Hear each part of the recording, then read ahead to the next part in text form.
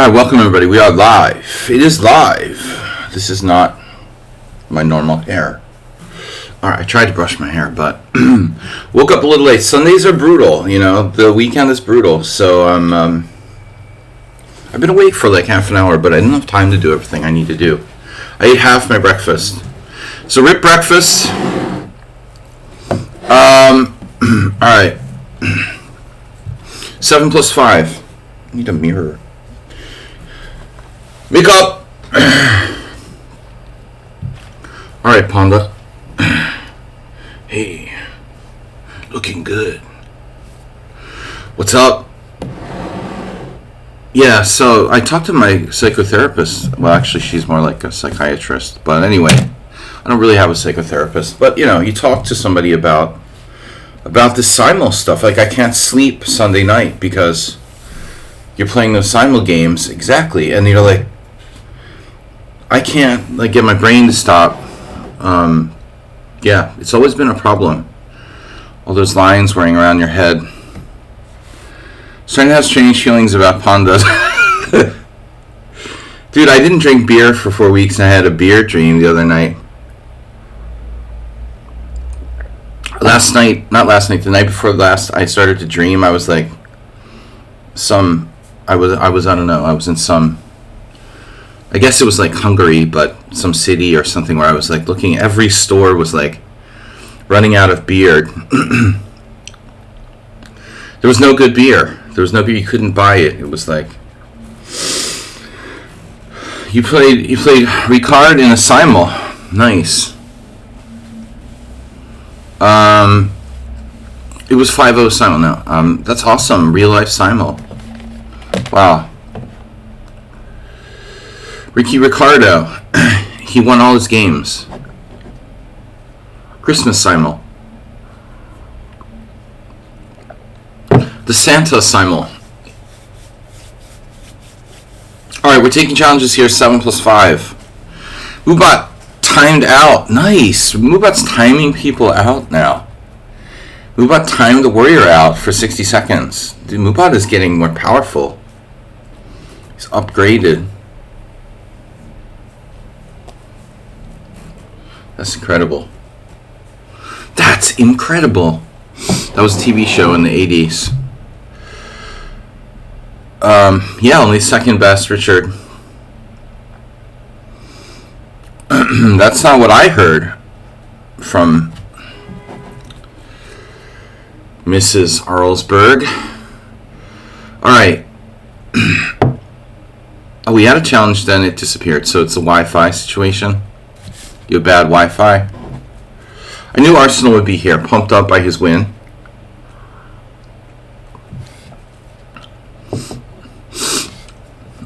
Alright, Schumacher. White again. He's white again. How's our board sizing? A little close to the bottom. Can this?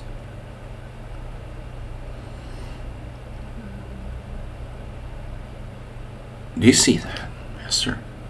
Okay. Now, I'm really talking about it yesterday while you weren't here. We were talking about you behind your back, but I really am running out of things to play against the black. You make me not want to play the Nimzo anymore.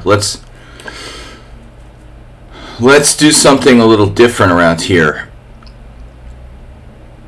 E6, C4. E6, C4. E6, C4, A6. E6. You had a good line when I tried that against you. I never play the Dutch against you. Let's do the Dutch. There it is. Alright. Try lowercase. It said, didn't it say caps? It says right there, excessive use of caps. Of course. Alright, Dutch defense. Where's our Simon Williams? Good Monday, everybody. Christmas coming up this weekend. Or what is it, Monday? When is Christmas? Technically, a lot of people celebrate the 24th. A lot of people aren't even Christians, so whatever. But why can't I see my calendar? God damn it. It is going to interfere with my streaming schedule, which is why I bring it up. I think we're going to have off on the 24th, 25th, but what I can do is, now we've got an IMSO. I tricked you. Now we've got an IMSO with better control of E4. Yeah, well, no, Leningrad IMSO I feel like is a King's Indian relative. You know, I mean, that's why Hikaru. I think Hikaru played a lot of both, really. You know, you can't have Hikaru playing like the Stonewall Dutch. But the Kings Indian and Leningrad are kind of similar, you know. Alright. For me, like, the biggest turnoff to playing the Dutch is the anti-Dutch lines. I think a lot of people, you know, you've got to learn all of these anti-Dutch lines if you do play the Dutch. Grand Duchy. Now, first thing I'm wondering is like, okay, B6 Dutch is normally not good, but if you're going to be like that about it, I could play B6. I mean, it's a little bit loose. Yeah.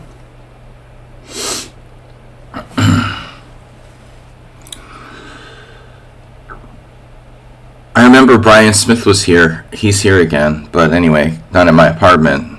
But he was in the tournament, like in what was it? I always forget. In not Harkine, Zalakarosh, like 5 years ago. He played this IM, an older IM, and like crushed him with the Leningrad Dutch. I was like, wow, I didn't know you played Leningrad Dutch. He's like, I don't play Leningrad Dutch. I was like, oh, that's cool. Like, you just like destroyed that guy with Leningrad Dutch. Like an experienced IM. But I think like stylistically you can maybe figure out perhaps certain players, you know, also if they're not expecting it, I mean, could be more devastating than most openings. You don't really want to be like completely surprised by the Dutch. They'll bust your white wielders on you or whatever. A little. I think like traditionally our approach here is D6, not B6. Surprise Dutch vote.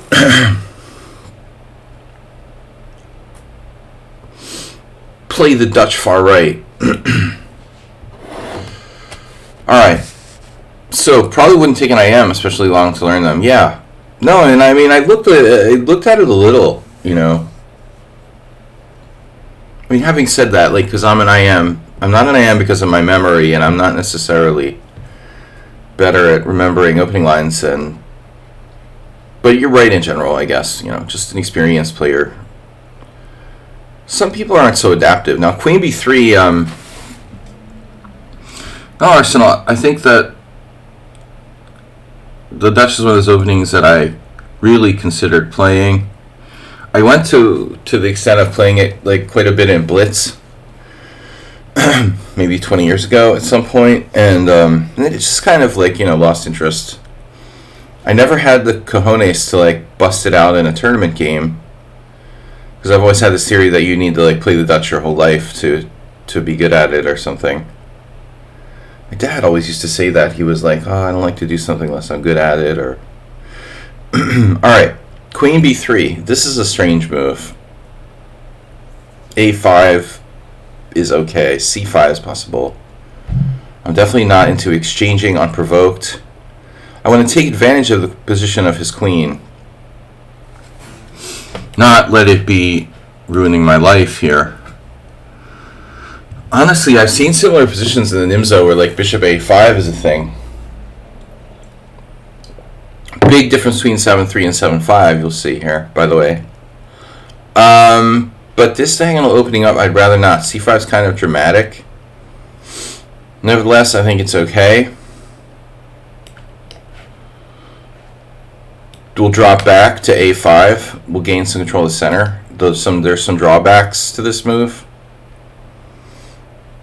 I think if he takes, I'm going to have to take with the pawn.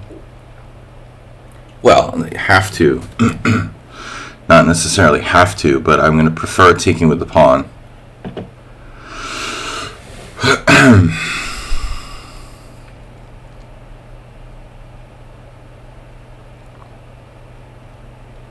He just doesn't think, it saves time. Don't think.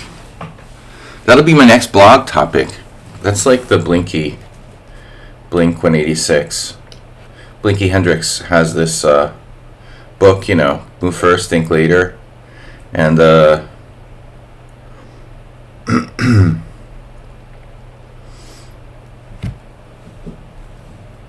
speaking of Dutch people, I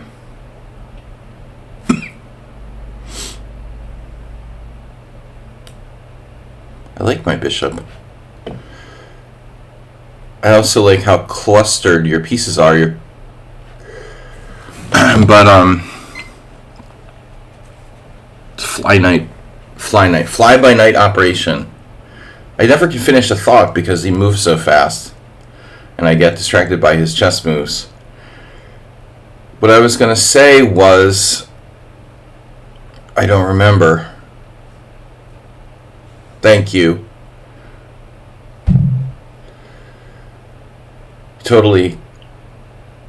I'm totally not awake yet, and I have memory loss anyway. Oh, it's Theodoros that said, after Queen B3 I usually go A5. Well, that's a typical idea, and I think that A5 was definitely a move, but it's like, this is the Dutch, not the Dimzo. So I don't know which we're talking about or if it matters. Theodoros. Now, that's annoying because he's stopping me from playing E5. Well, trying to gently nudge me in the direction of not really have to stop saying these definitive things like, I can't do this. E5 would involve sacrificing a pawn. And our opponent loves material. Don't we all?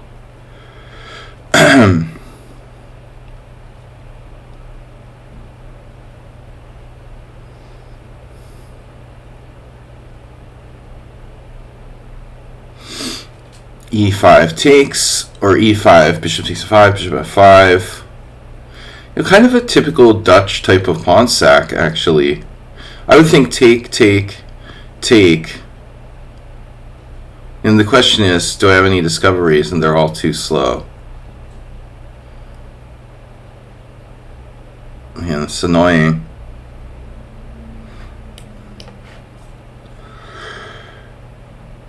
Gonna regret this, Sladgie.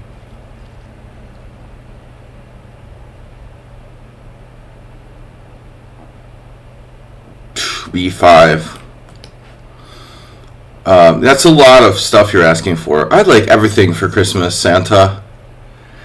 Like the guy who played like C4, D4, F4, E4, D5, B4 against me yesterday. He also likes to ask Santa for everything for Christmas.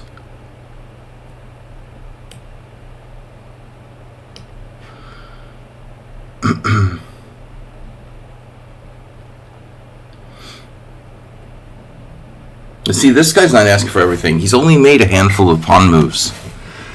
So I like that. That's very compact by white, correct. He just played Richard Rockport. Queen's on the wrong square.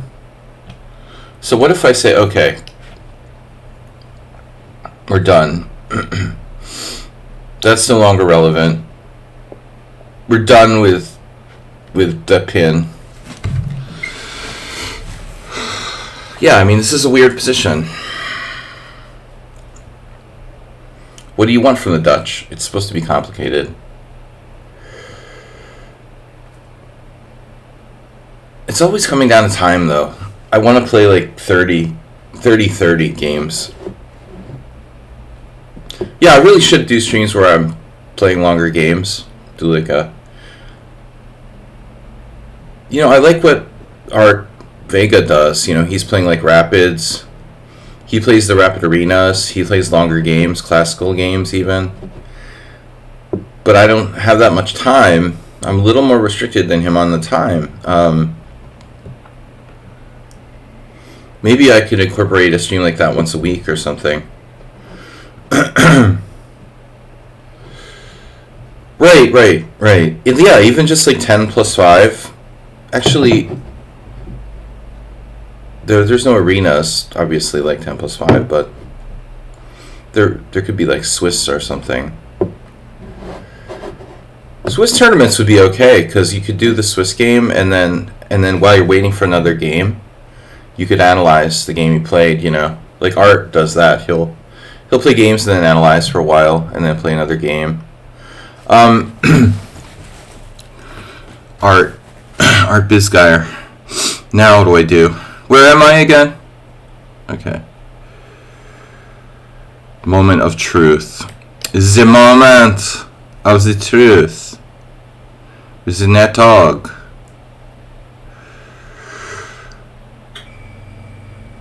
Yeah, baby.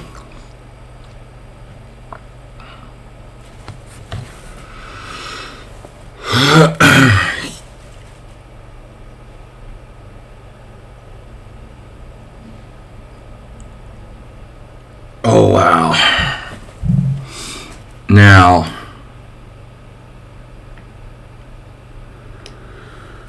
physically occupy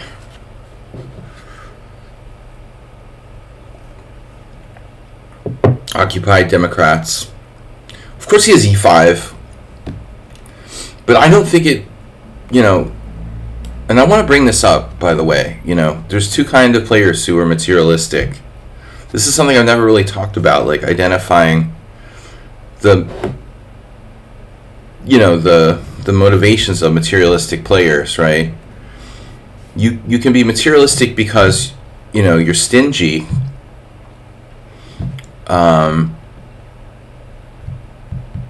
What's the other reason for being materialistic?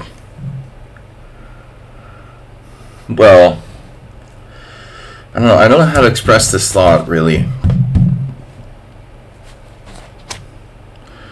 I don't know, like there's kind of materialistic people who are like greedy and they want to win by grabbing stuff, you know. And there's other players who don't want to give it up, you know. So it's almost like, you know what I mean? There's two kinds of materialism. The kind that doesn't want to lose stuff and the kind that like wants to grab your stuff. That's what I'm trying to say. And yeah, of course Arsenal. But I think as a positional sacrifice, E5 is sound. It's not a question of like he needs a flashy sack on G6 that may or may not work. You know, he needs to play E5 like kind of positionally. Now here he's looking at maybe knight D5, but I don't, you know, I mean, similar idea, more dramatic.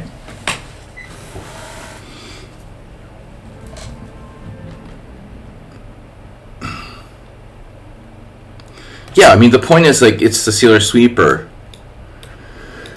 Every single piece is in this quadrant here, and it's, like, locked down behind his E4 pawn. I'm going to guess that Noel Studer doesn't have a blog about that. Because it would be actually a meaningful concept. That would take work to... Wow, F3. Speaking of pawn sacrifices, F3 is double-edged. You know, I might be going too far if I do that. I might be.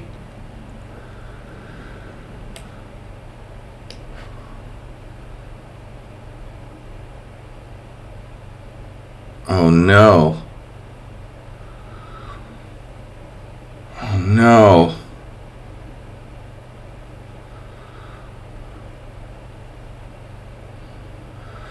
I want this to work, please.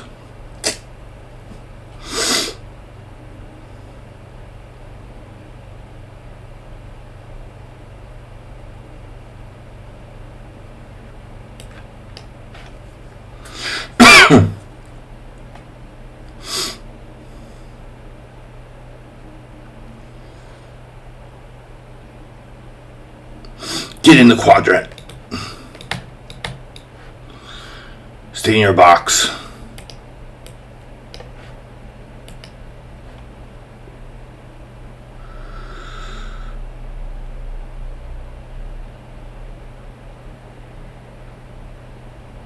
Google? You don't need to Google it, man.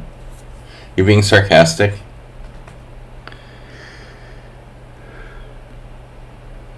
Just check for annoying blogs. Look under annoying blogs.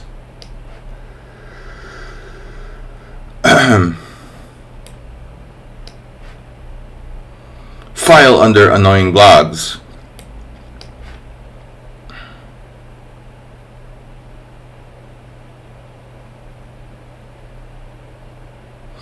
Howdy there, Sladgie. Hello.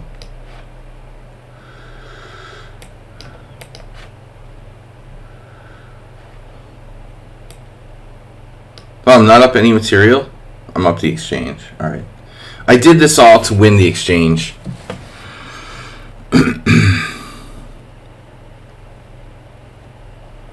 He's still in the quadrant. He's happy now. Get in the quadrant.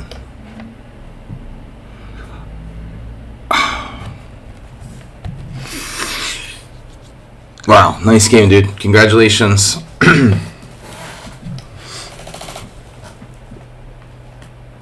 Couldn't resign. It's like my simul games. Wow. He's so happy. He's like, yes.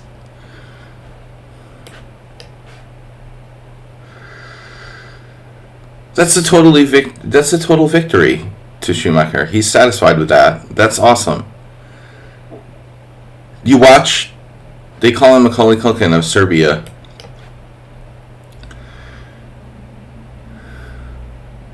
Relatively unclear. Well, I was up the exchange in a pawn for nothing. I don't think so. Dude, but whatever. I played a great game, and I hung my queen.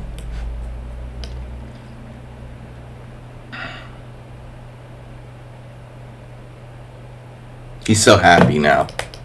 Nice game, dude. Wow, that was a good move. The bishop takes queen on f1.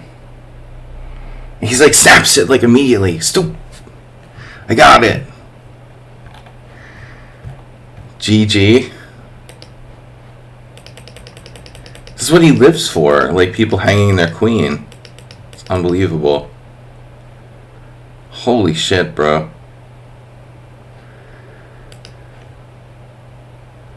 What? I'm not winning. Arsenal's right.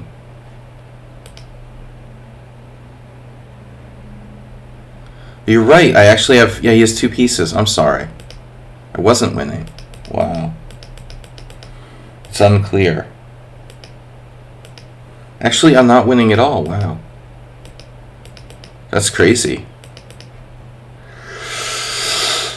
I was winning at one point. Wow, this is totally wrong. I'm better, and then I went too far. And I really went too far. Wow. Yeah, I mean, you tricked me. I thought I was completely winning, and you're down on your clock with 8 seconds. Wow. It wasn't a good game at all. I made 3 blunders, 3 mistakes, and 1 inaccuracy.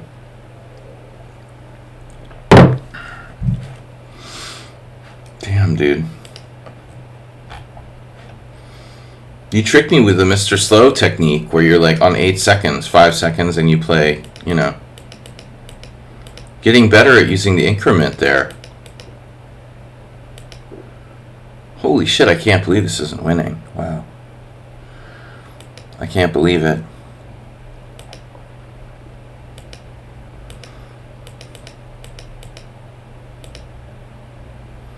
That's unbelievable. All those pieces. I mean, I'm down a piece, I understand that, but I mean, he's totally boxed in. Jesus Christ. I'll tell you though, like the first thing I missed was Queen H3, Bishop F1 earlier. I saw I would get to this position and you know, do you play bullet all day? You're good at the bullet, man. 1911 is his blitz rating. What's up with that? Lost again to him.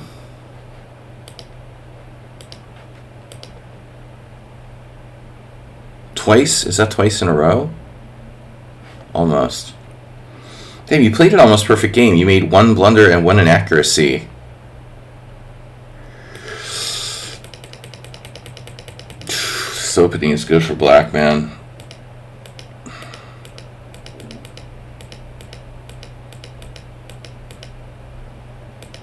Yeah, so we all wanted you to play e5. How is e5? Yeah, it's sound. It's sound. But again, it's not about like some sacrifice on g6. I have a queen here, you know. Arsenal's thinking, but it's positional sacrifice. Anyway, I'm not going to criticize. Yeah, you taught 95. Mr. Intuition. Don't understand what this guy is about. What is he doing? Alright. Sung Prism. Are you challenging me now? It's not enough that you played Bullet and my Simul. You're challenging me to Crazy House. Are you sure you've watched my stream? Anonymous player?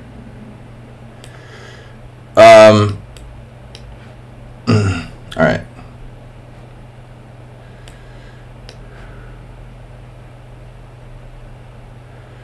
Prism. Prism of the Mind. It's a Star Trek episode. Alright. Wow, he's just cranking out the F4. How does that work again? Oh, yeah.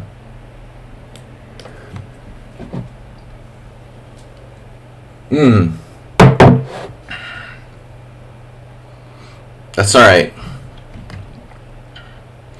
He's well versed in this opening. Somehow. Strangely.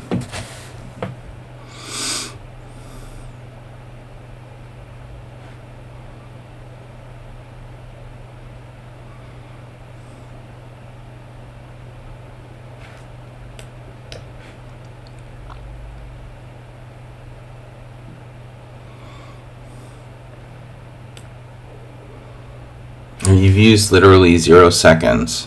What is the deal, dude? 3,000 bullet games.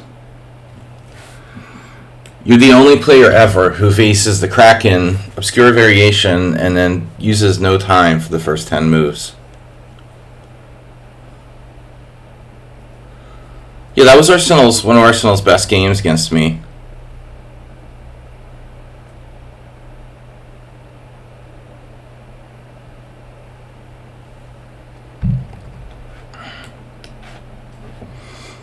Blood runs hot when I see Arsenal fan.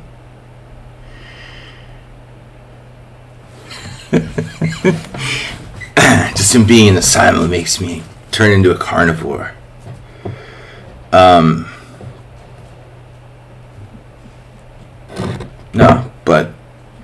I get irritated when everyone is playing like bullet speed.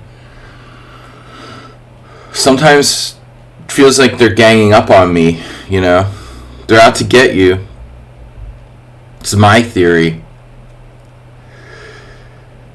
No one else in the world knows it, but apparently Sung Prism, you know, he knew, like, at least up to move 6, what to do.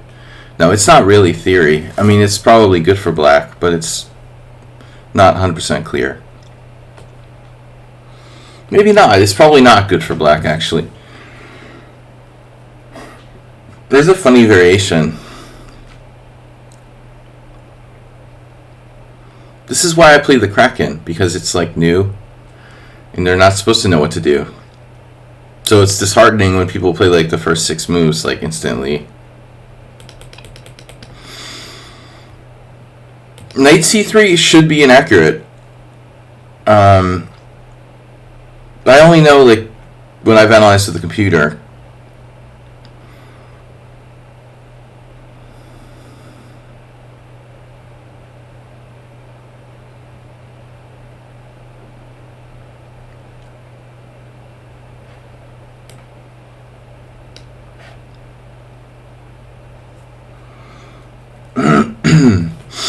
There is an amusing variation, though. An amusing theme in this position, anyway.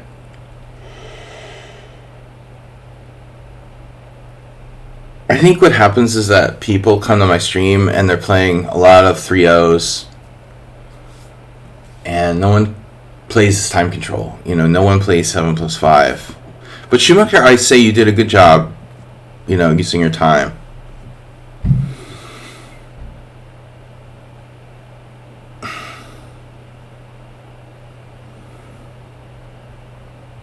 I'm as guilty as the next guy sometimes of trying to push people too much on the clock when I'm ahead on time, which is rare these days. I think the other thing is, like, I forgot how to play when I have more time than the opponent, because it's happening so rarely that I don't even know what I'm supposed to do anymore.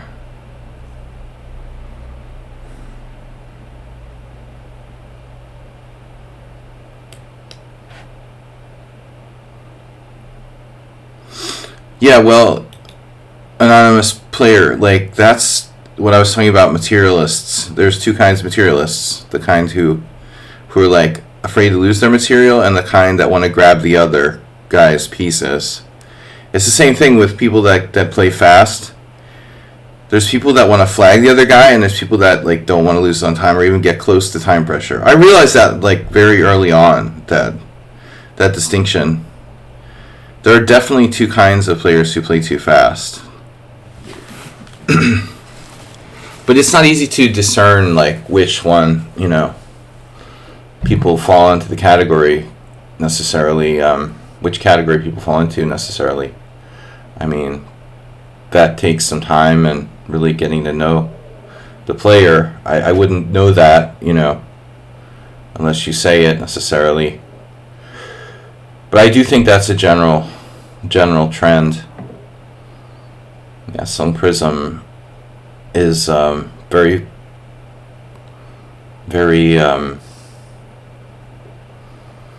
don't know, new to the stream, but has an interesting style.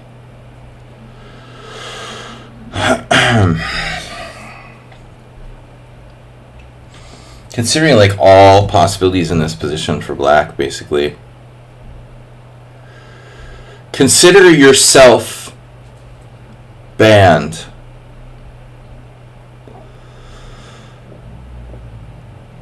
Oh, man, I don't know what to do. I have so many options.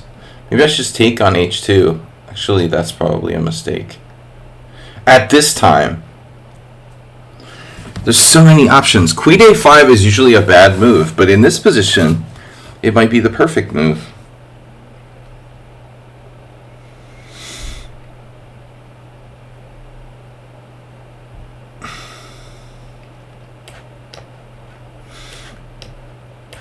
Damn it, I can't play Queen a5. If only I could play Queen a5.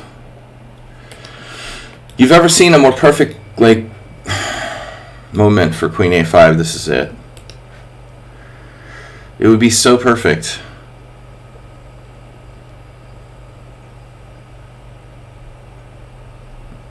I mean, what does Bishop g4 do? Oh, Bishop g4. Okay, wait. Yeah, that's interesting. Bishop g4 is interesting. It's counterintuitive. I didn't consider Bishop g4. I don't think it's a big deal, but it's interesting. Maybe it is. You know, maybe it is a good. Now I can't play it because you said it. Damn, dude. There's so many options here.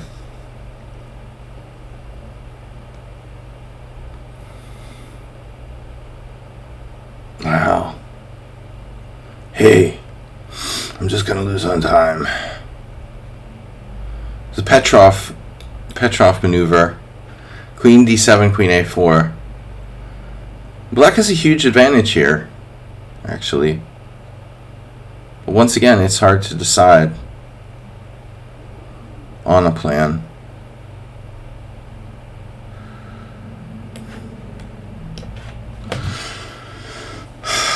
This isn't that big a deal. I think it's probably a mistake. It's the power of suggestion.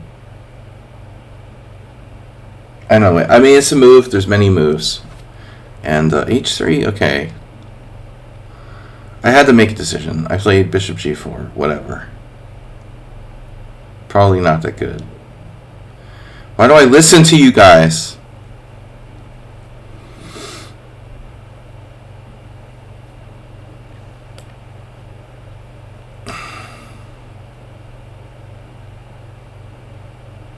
No, I mean, bishop e7, d5. Bishop e7 was probably the best move. I just didn't know how to follow it up. When he plays d5, I have a lot of options. Normally I would play bishop e7. That was my intention, and then I second-guessed myself. It's the best diagonal for the bishop. You got me playing for this, like, grabbing the pawn on h2 crap.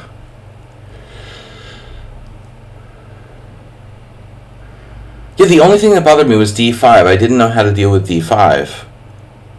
But he has, like, the d4 square arsenal. I mean, he starts to put pieces on d4 and stuff. Now this is different. I can take on f3 at this point. Bishop f3. My b pawn. You want my b pawn? Unbelievable. Speaking of materialism, does anybody know what's going on here? I'm basically making like random moves. I guess I should protect the d pawn, but I have no development. The b pawn, whatever its name is. I have no development, you know? I love my position. You talked me into bishop g4. It was a bad decision. I think it was a bad decision. I think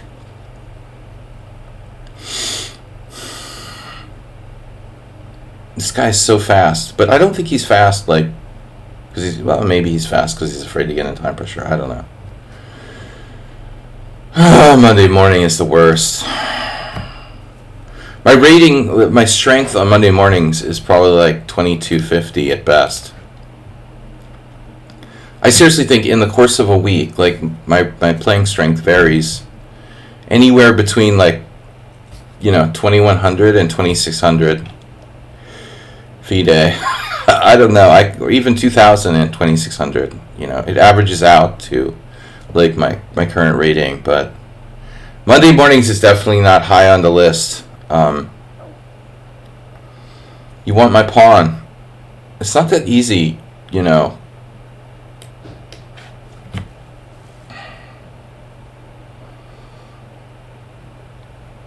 I don't think I should give it up, you know. I'm not that kind of girl.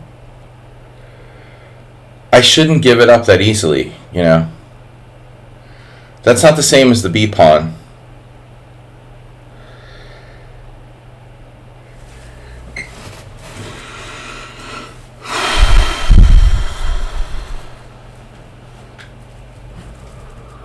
Right.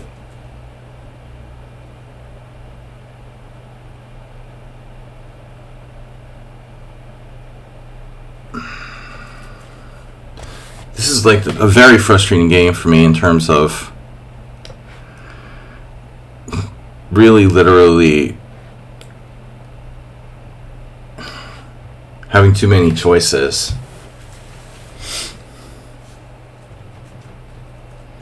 I don't know anything about this player, but another player who fits our category of like they're too strong for the rating. It's like seemingly very confident player.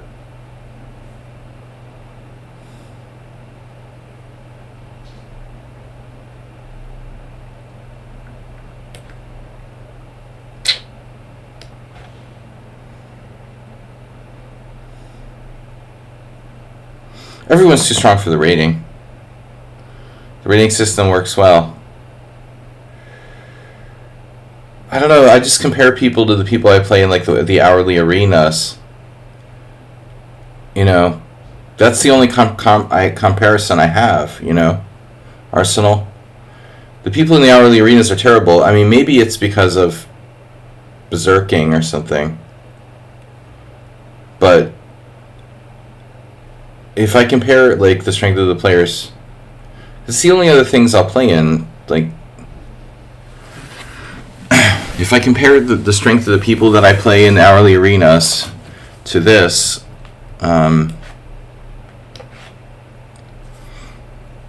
Renas. The average 1900 in hourly Rena like drops a piece at some point. You can't relate. Maybe people are intimidated by my title or something, but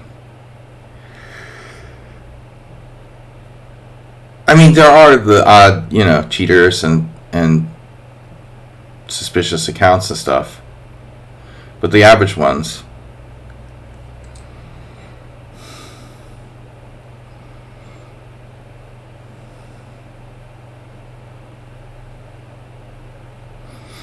I mean, Sun Prison beat me 2 games already, and he's, in the beginning. I was like, okay, this is not an average 1900. I don't remember, they might have been simul games. I hung a rook, and another tough game.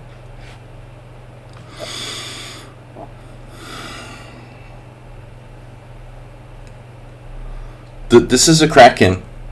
I analyzed this until move 6. But I knew knight g3 isn't great for white. This is a good move, queen c3.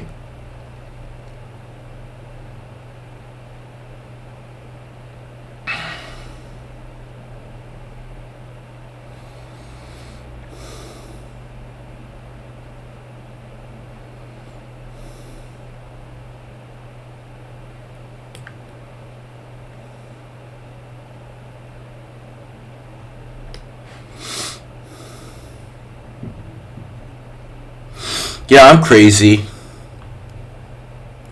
Here we go with the time again. Oh my god. Queen b3. What does that do? What is queen b3 about? What are you doing with queen b3?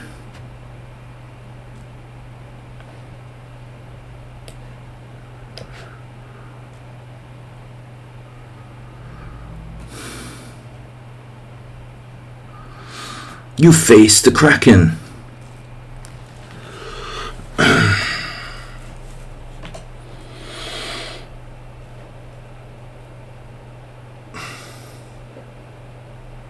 True sicko plays that move. Bishop a6. Kraken claw. You gotta love bishop a6 though. Cracadelic.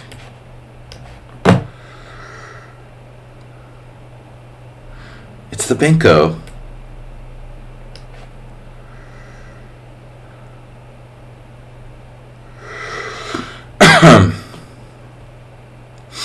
King flexibility. Fling it. We're flingers.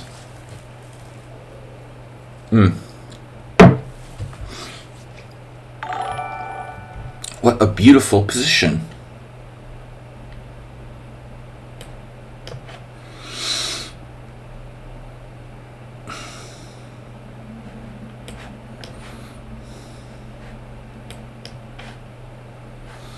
You never got my G-pawn.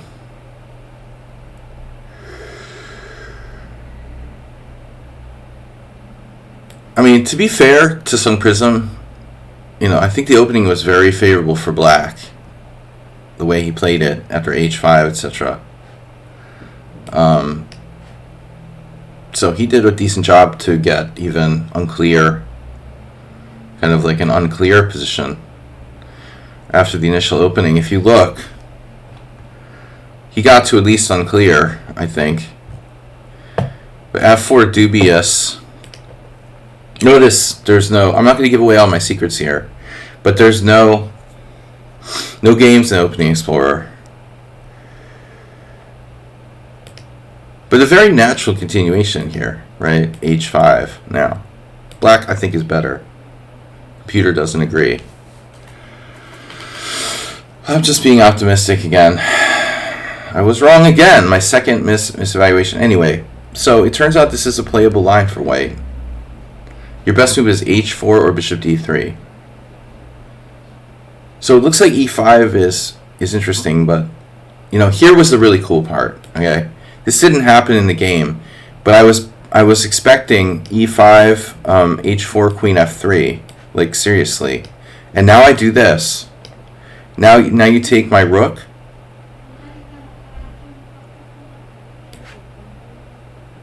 And then I take on h2. So, I mean, I thought this was going to happen, it's crazy.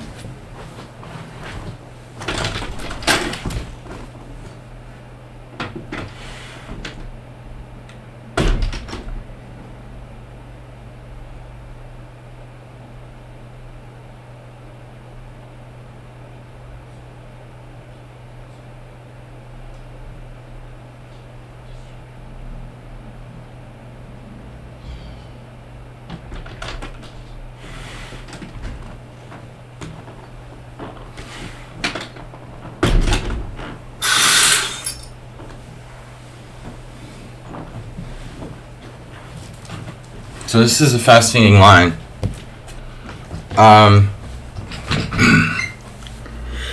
Anyway, just, for fun. Interesting continuation. Alright, I'm going to take subscribers first. So Arsenal and Anonymous. Lacamy, understood. Laclamy. What did we get? A donation or a follow? Follow from Stoic. Why did I get a second notification there? Oh, Scriptile had followed. Okay, play the Kraken. Arsenal fan, Anonymous. Computer has no feelings. Oh, you want to see if bishop g4 is a mistake? Yeah, I don't like bishop g4. So it must be a good move. No, my bishop f5, which I suggested as well, is coming up as number 1, but bishop e7 overtook it.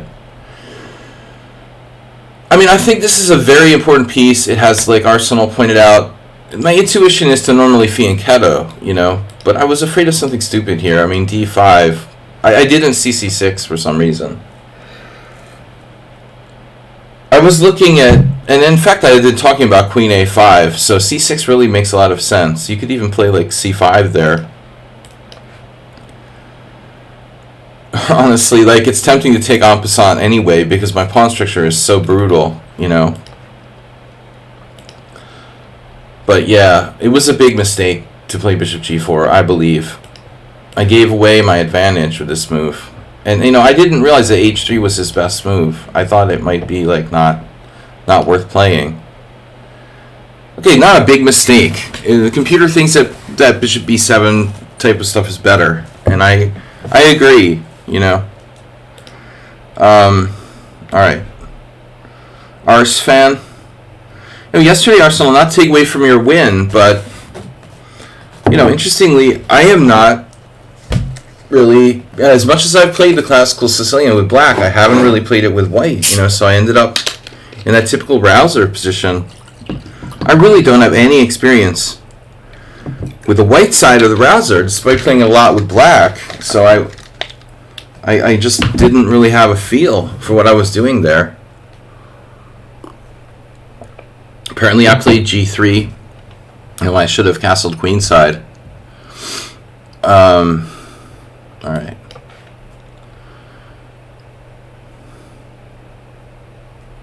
For e5.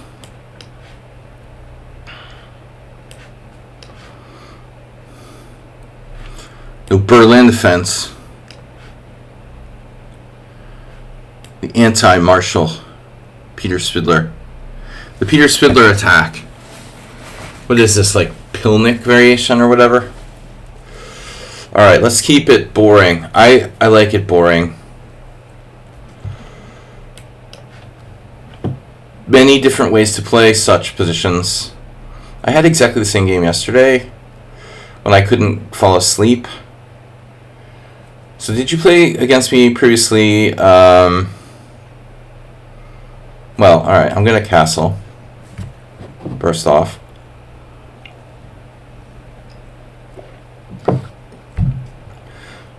I I had a couple games where I did like Rookie 1 and people played Knight G4 against me.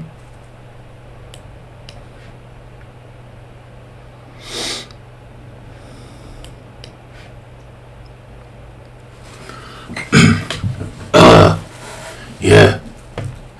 Alright.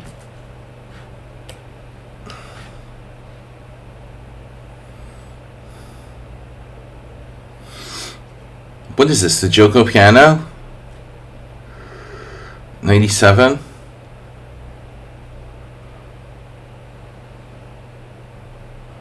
You're tempting me to play D4.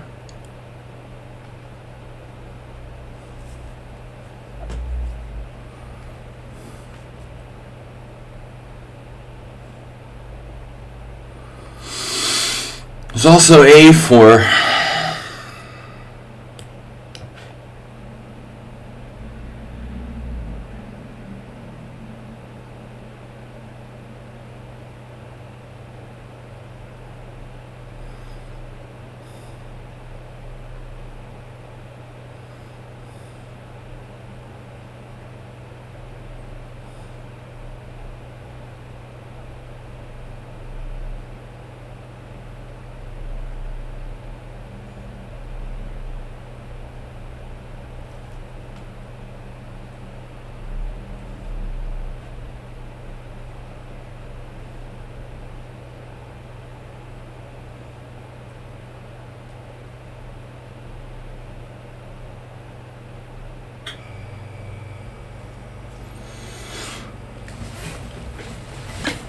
Why does it feel like I'm behind in development and time?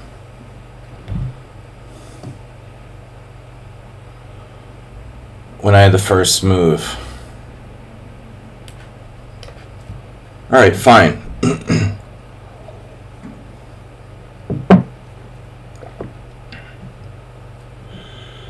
You think...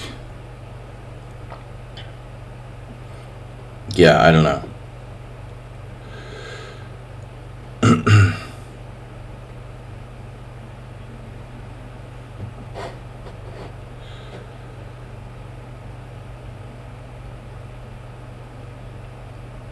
Beating stronger players blog.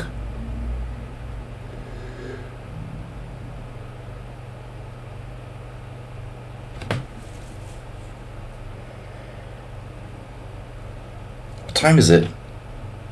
We have an hour left. I've got to open the window. Be right back. I just like doing this.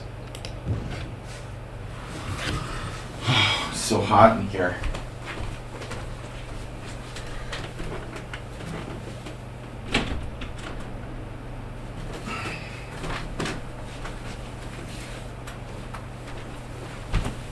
Have I won any games today?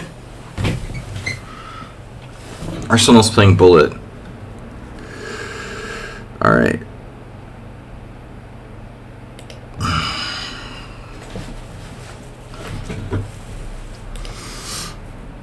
How have you used 23 seconds so far? Damn, dude. I don't know, I'm not feeling it.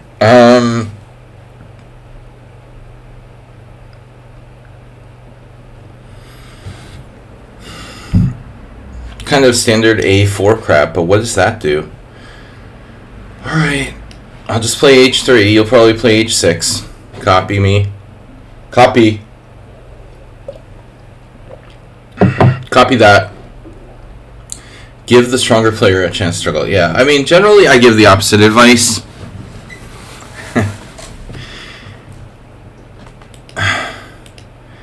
I mean, I feel like the strong... It depends, you know. I mean, I don't know. If you're way lower rated, maybe there's some sense in that. But if you're like 100 points lower rated, I think, you know, the lower rated player is going to have this threat of like drawing, which is very annoying. They've got to leverage the threat of a draw in competitive chess. Leveraging the threat of the draw is really important.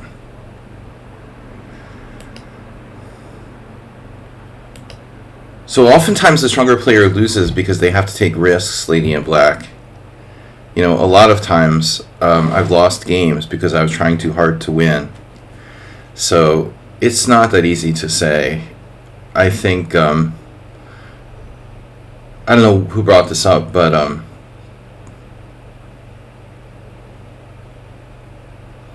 you just sort of like said it randomly into the chat, but it's still an interesting question. Okay, now that's your good bishop.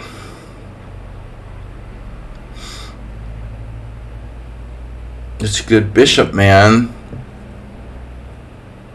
But I don't really want to take on e6 necessarily, unless I have a very good reason to do so. Do I have a good reason?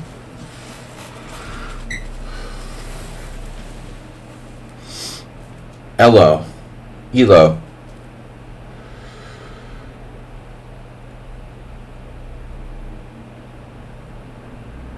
Good reason.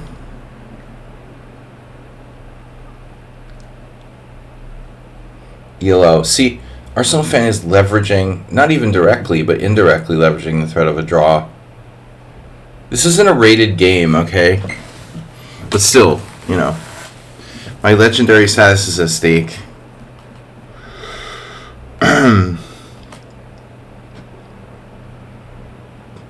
Draw will reduce my credibility on Reddit. So the pressure is on me to beat him here, you know?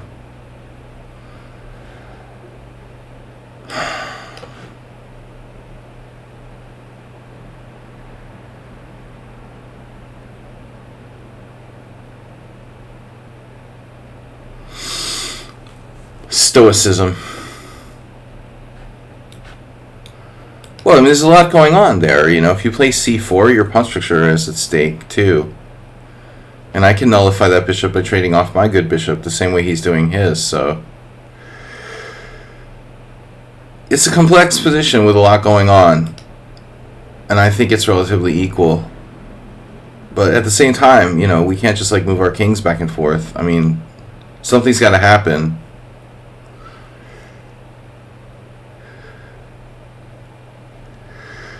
Yeah, no, I mean, calculation is really important. We're not calculating that much, actually. This is more like, you know, strategizing. So you put the c4 in his mind with your psychic powers. But I'm talking about structure. You know, the downside of c4 is long-term damage to his structure. Oh, no, you don't have to be sorry. It's fine. It's fine. I'm glad, you know. Oftentimes people make suggestions and it makes me do stupid stuff. I played bishop g4 last time, you know, last game, when I probably wouldn't normally. But if it's like the power of suggestion... Actually, Arsenal's probably not listening to the game. He generally turns it off. So, in reality, you probably didn't really suggest c4 to him. No, he's probably not watching the stream. He doesn't. I don't think he listens to the stream. Finds it distracting. So in fact, he found c4 on his own. I mean, so opening out the bishop is good, but at the same time, you know, maybe every pawn move we make like weakens our pawns a little. So this is a really really radical move by black now. Knight f4, allowing bishop takes f4. You know, when that pawn can become weak. Or B, you know, drawing his pawn off of e5 makes his center weaker, or central control weaker. And then finally I also have d4, which kind of leverages the same thing.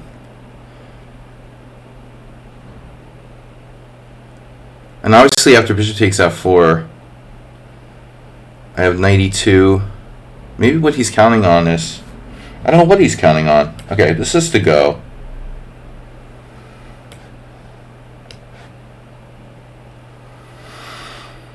Well, the other is this King's Gambit type of thing where, you know, what if his bishop just dies?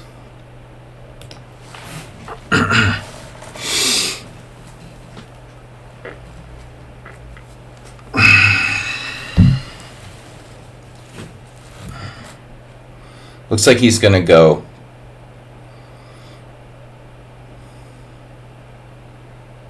go. Where's he going? G5. Full throttle.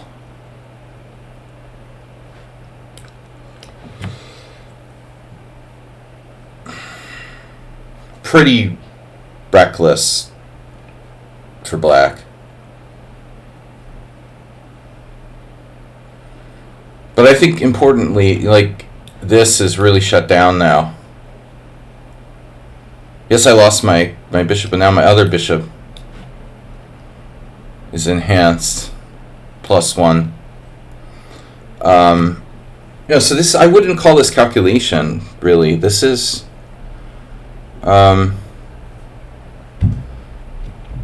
talking about strategic ideas in the position.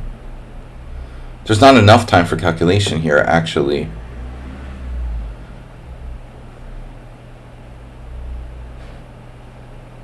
So F5. Radical, man.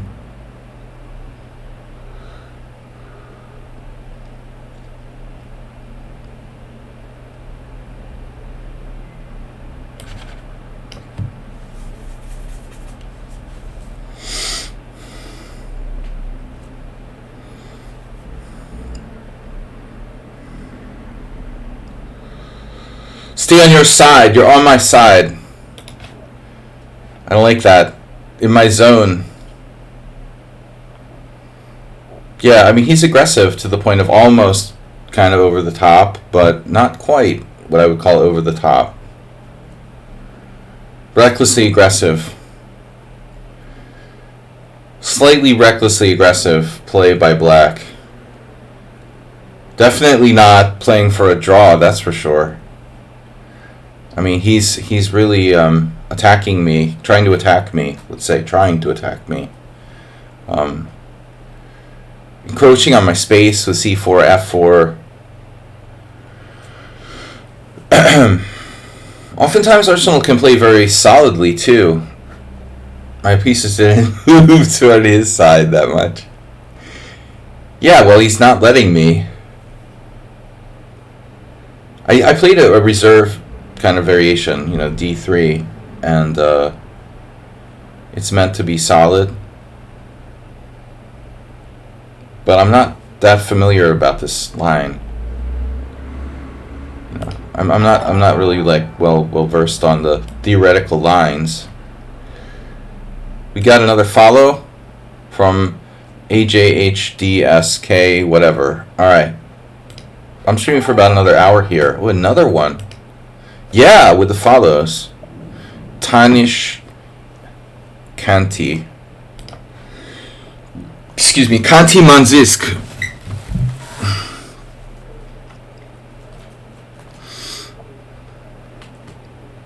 Nice thing about Arsenal is that, you know, you can expect a sharp struggle in most cases. He can play solid, though. Do I have any tips for me?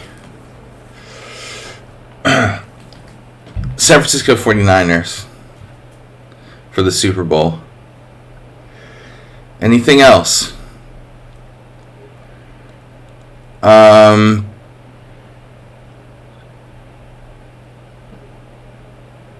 It's so general a question. Do I have any tips for you? You know?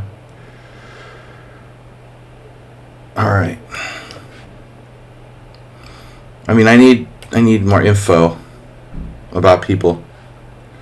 This looks really good. He's down, you know, he's down. His pieces are downed. Downed.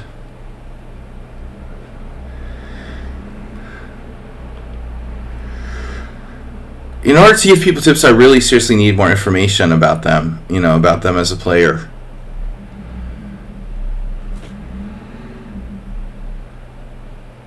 To make it more specific. Arsenal really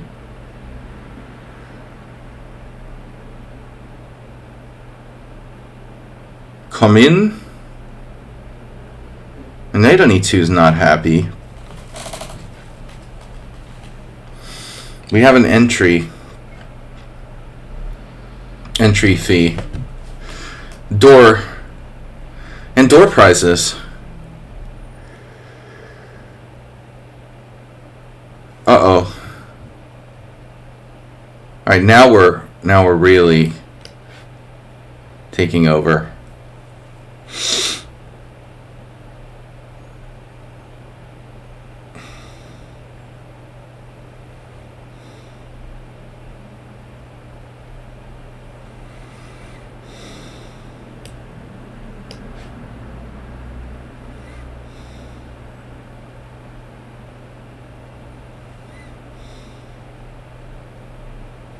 You thought chess was what? I thought chess was enough. Too stoic.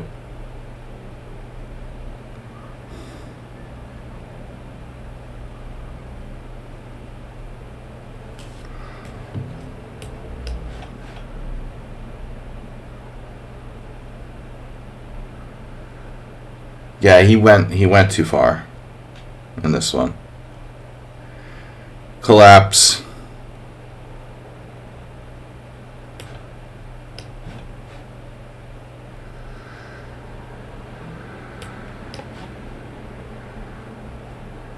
Yeah, what went wrong? I think everything was okay until what? F5? Okay, the computer doesn't like his move knight F4. It was too much. So it's like C4 is okay, but I thought everything... I'm surprised there's no games here, actually. We're following a game. Wow, that's weird that there's actually almost no games. Where did we leave book here? I don't get it. Oh, so for some reason your move, bishop A7, was like never played. It's like the second best move.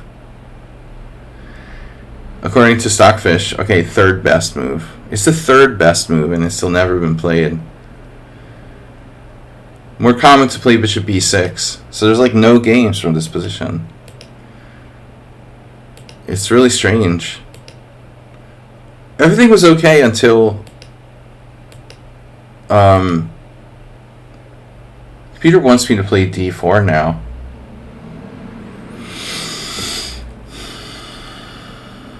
But I don't think that it's that bad, bishop E6. But maybe you should put your bishop on this diagonal. I'm not a huge fan of bishop E6 either. Alright, I don't like to play it with black in those kind of positions. So it's challenging to the wrong time control. It has to be 7 plus 5. And I'm going to take subscribers to the stream first. So Anonymous is a subscriber. Mikhail Tal, I don't think is, so we'll play him next if there's no other subscribers. I'm playing a mix of 3 different things with black against E4 lately. E4, E5, E4, C5, and this hybrid opening I call the Kraken. Reported. You made it too easy for me.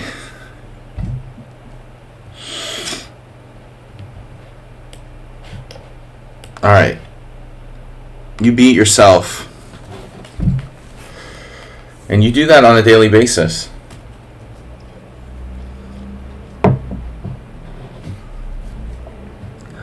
I shouldn't get reported in games where my opponents like beat themselves. I just made routine moves there. No reporting me for routine moves.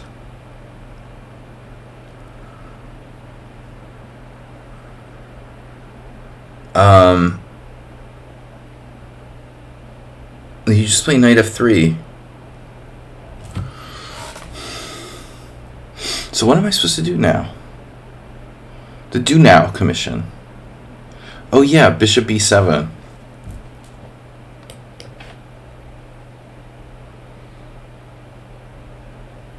Annoyed I didn't take on c4. Thus,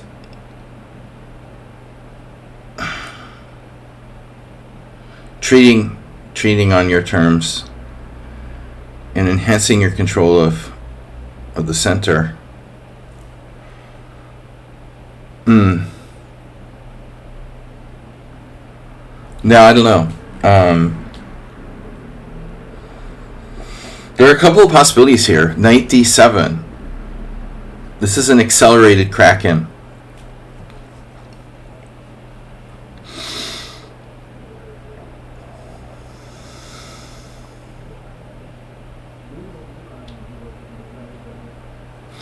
Yeah, let's try it.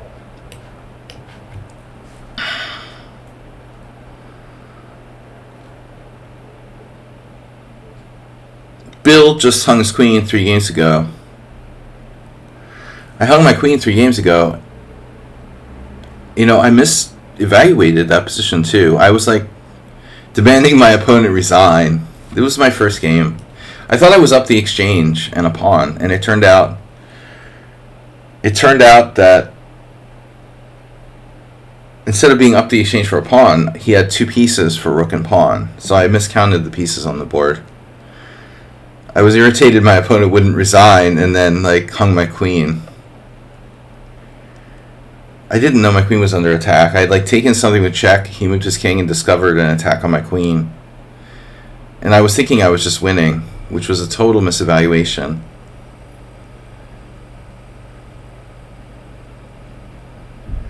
Yeah, I mean, I think I play e5 here. But I mean, white does have a4, I guess. I don't know how good that is. So it's like a weird... This is you know, I can also play e6, but this is probably the best. It's a weird Philidor, essentially, now.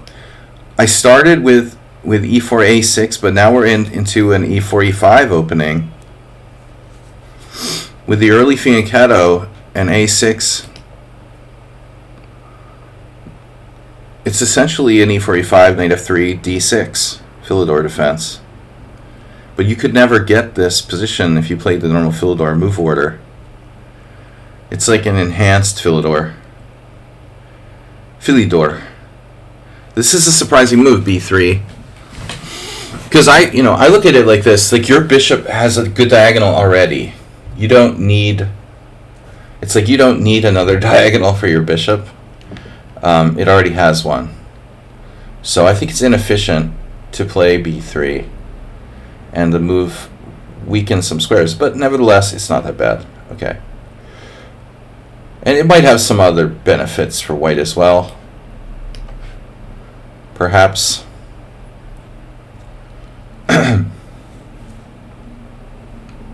Okay, I mean, you know, he can perhaps... I like saying perhaps. Nedog, welcome, by the way. You missed our simul yesterday. I went rage tilt. I was tired. I had lack of sleep. If I only sleep 6 hours instead of 8, I turn into like this like slobbering, like drooling monster. And no hangover or anything, just pure sleep deprivation. All right, bishop b2. No, but it was still some interesting games yesterday. So you're going to put more pressure on my e5 pawn. Are you going to roll this over? You can roll it over. That's fine, though. I mean, you're going to leave your e4 pawn hanging. Bishop e7. You can't just, like, drop your e7 pawn. Whatever. See how crazy I am? I'm talking about my e7 pawn. You can't just drop your e4 pawn.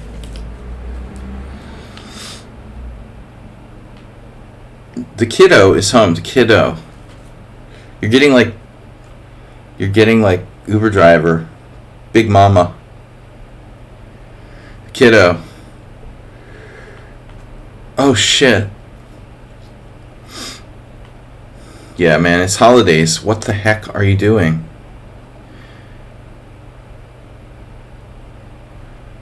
What? That's insane. A non-ops player needs more like self-control. He has self-control issues. He has impulse issues. Impulse control. Hey, speaking of impulse control, where's Masturbate?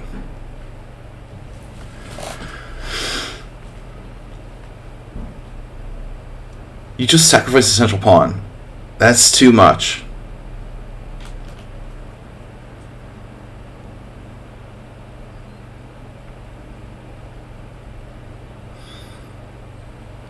you see that last game I took out Arsenal fan? The super routine play. Alright, knight g4. You've been reported. How do you defend the e3 square? Knight g4, knight takes d4, knight e3. Yeah, I mean, that looks a little scary. So I don't have to get greedy here. This is like greedy. Knight g4. Extreme greed.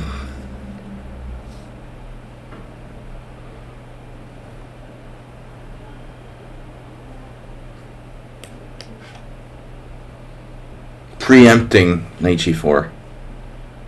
Is this subscriber only? No, but it's subscriber first, so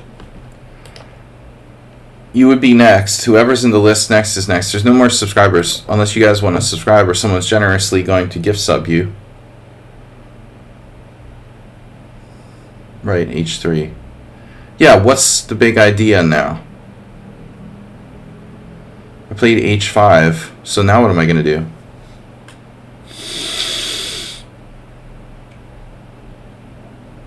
You stopped me from playing knight g4.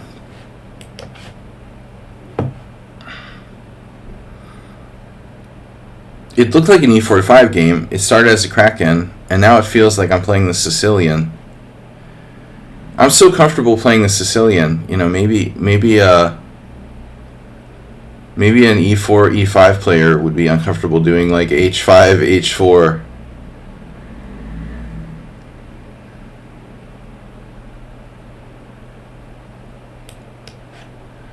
Unconventional pawn sacrifice by white here in this opening.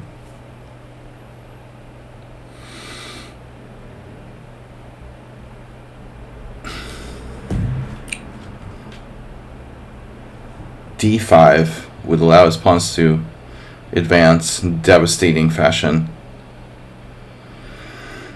Devastating fashion!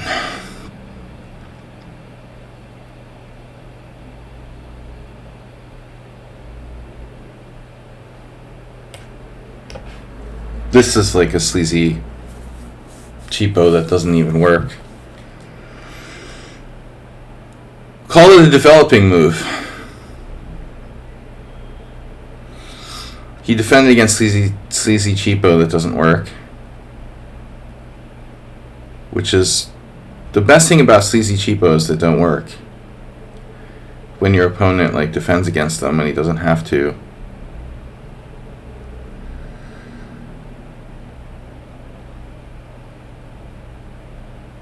I was really hoping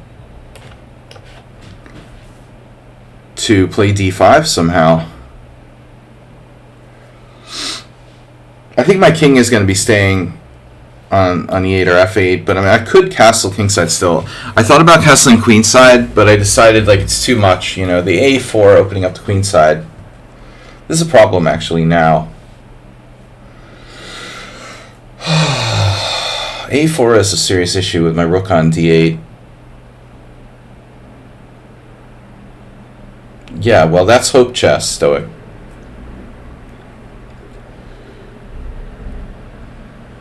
I mean, okay, you've got an idea there. This is a good idea, but I can't expect him to like fall for that.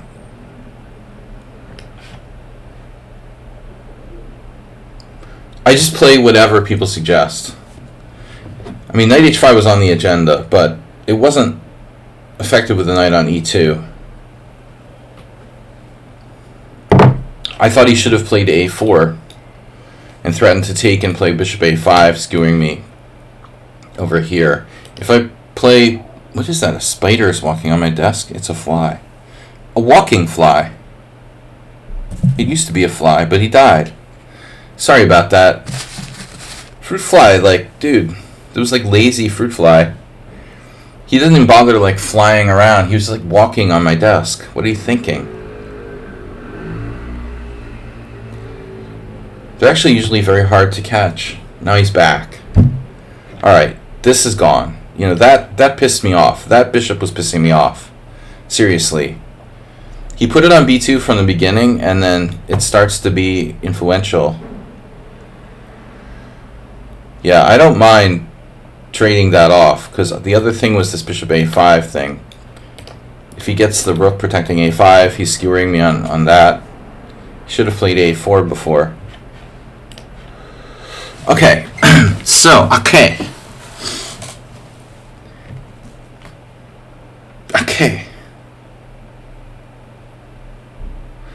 You guys want to go for it? I don't think so. I think so. You can't take with the knight without losing the exchange. So now we go for it. What are we going for? Well, we've got lateral culpability and diagonal.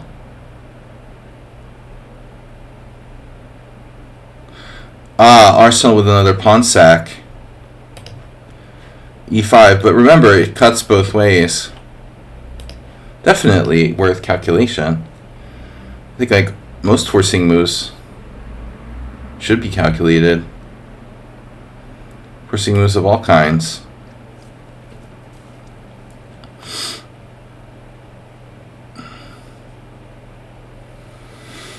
How much culpability does he have here?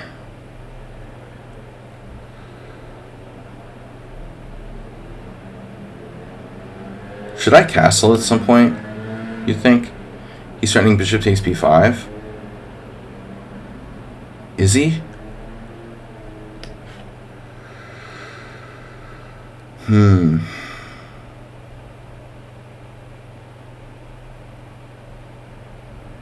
I can always put my king on f8 if I have to. But objectively, I should probably castle. I'm kind of reduced to playing for cheapos lately in this game. I'm trying to, I was trying to decoy that knight, overload it, so I could pick up the rook. Very deep. Yeah, the knight on g5 is annoying. Bishop takes f3. Bishop takes f3 is okay. It's a hell of a bishop I've got there, though. And I also don't know if I should necessarily... Yeah,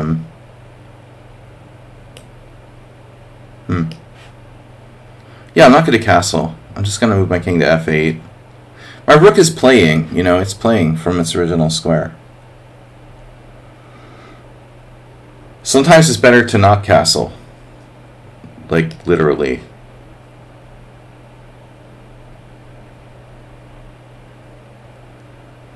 My idea was to go to g7, but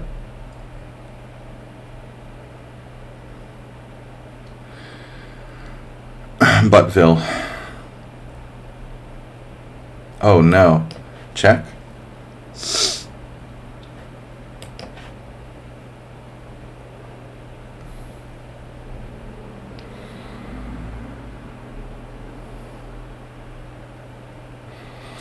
That's annoying.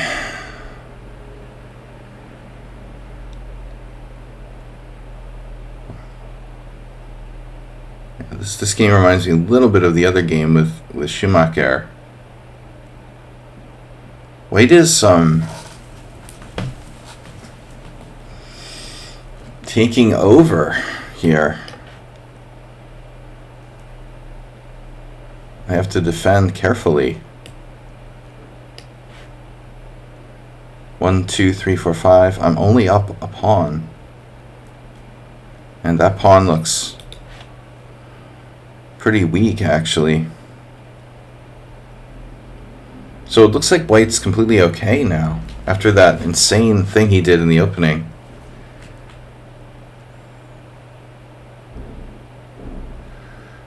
Yeah, another fantastic move, I would say. 95.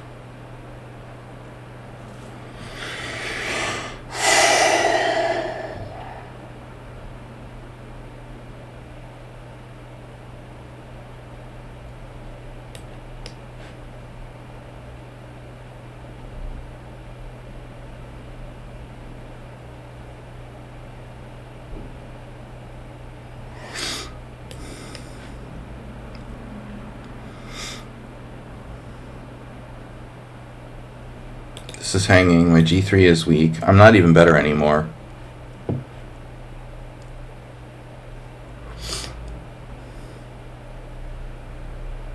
But we have this trap. Rook takes h3 check. Because of this now, now we're better again. I played the game very sloppy, very loose.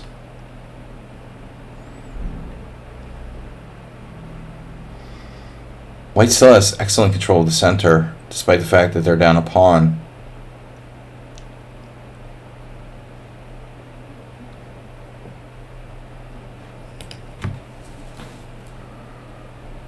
Oh no. Alright, the rook has to move. So he's probably going to attack me. This is really scary.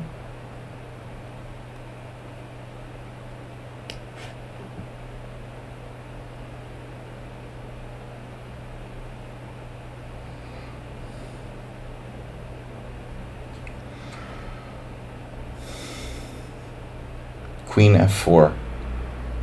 Attacking my pawn.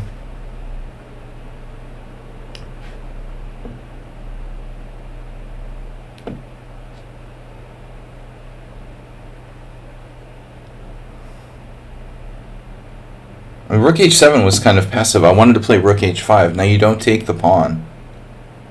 What? Wow. Now you take the pawn. Now you see it, now you don't. Is my queen trapped yet? Now he's just like freaking out.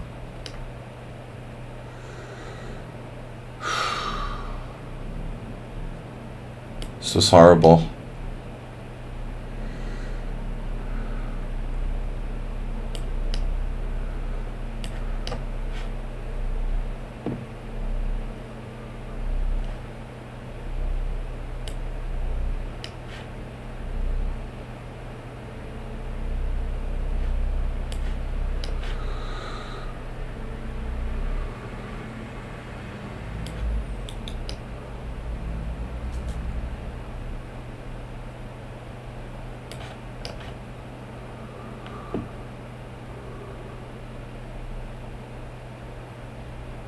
Wow.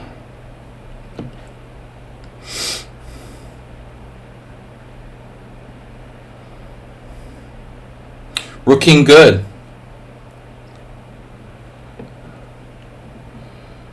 By material I'm not winning, but his king being cut off is pretty bad, I would say.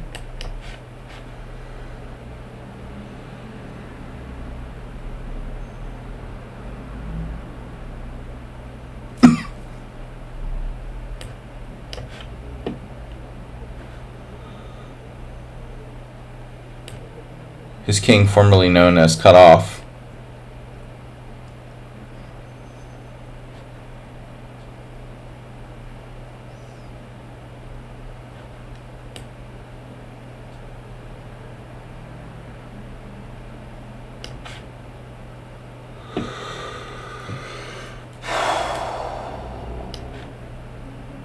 Wow. Wow.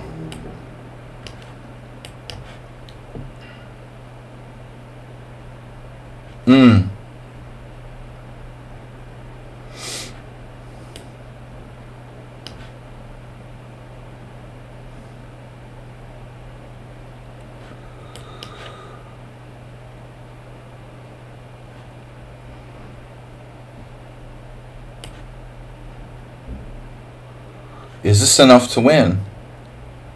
No rush.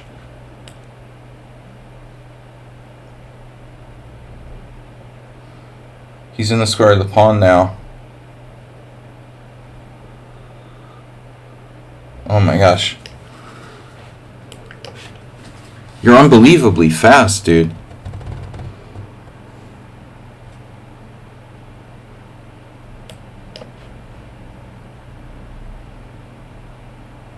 He's like, is he winning after rook takes b4?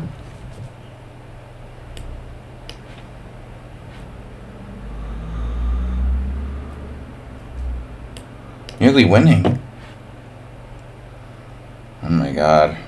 Maybe he's even winning after rook takes b4. Dude, what is going on there? Did I blunder a loss? Rook b3 check? What? King f6 dubious. Okay. I wasn't losing? Wait. Wow, I thought I was like losing here. I'm winning. Oh my god. I don't know, in my mind, the pawn was a square closer. It's weird. Alright. No, in my mind, I wasn't getting in the square of the pawn. No, I was never, in trouble, but... I started believing I, wasn't going to get there in time. King here, and, I'm thinking, oh, I'm not in the square of the pawn. That was the point. Yeah. Only 59 cent upon. So at least we didn't have 150 cent upon loss.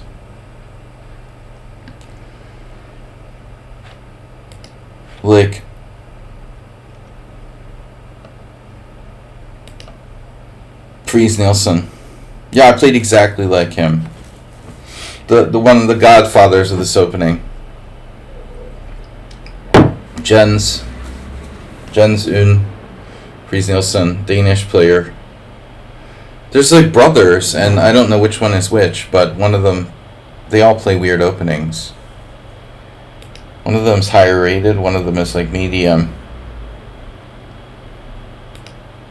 Yeah, so my e5 is a novelty. He played knight f6 in both games, but knight f6 is kind of asking for trouble. Okay, the point is if you try to play e5, I'll just wail on you with this move. Wonder if that's a pawn sack I can try. Oh, this is apparently good. So I have to take first. If you take, no one has been brave enough to try this, by the way.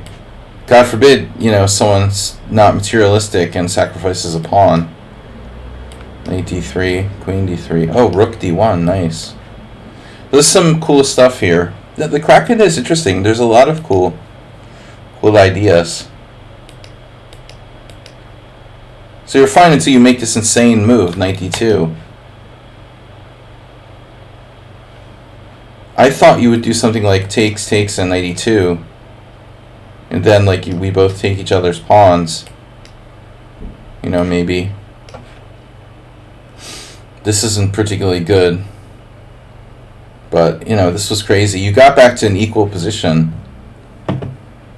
I thought I might even be in trouble. Once you got to this position where you take, and bishop e4, you're okay. I was like, oh man, I'm probably worse. And that was worse for a moment here. No? Maybe not? I was worse for a moment. Okay, queen e6. Yeah, you have rook f6 here. Very scary move. But it looks like I'm just barely hanging on. I'm never quite lost in this game. Alright, we have time for another game. But I will play Stoic. So I'll play these last two games. Okay, Mikhail Tal and Stoic have been waiting. The other game is too much. Bombardier. Probably too much. I have to go around 2. So last two games. Alright. Stoic's been waiting for a while. Mikhail Tal's been waiting for a while. I'll play these two. That can last up to half an hour, but it's fine.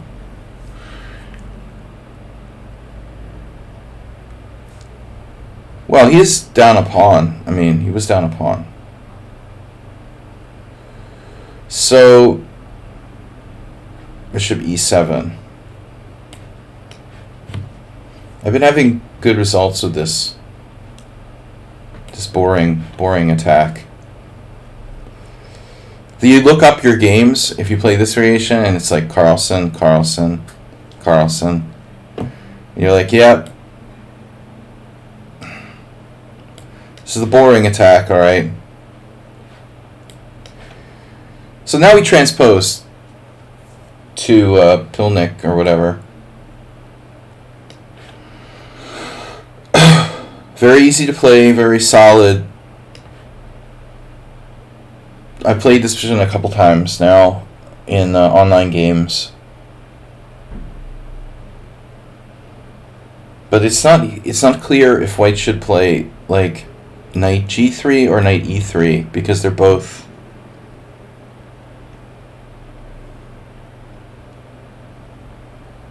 reasonable.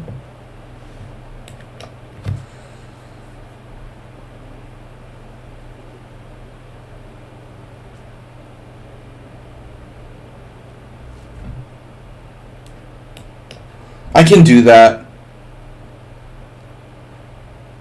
And then we do this.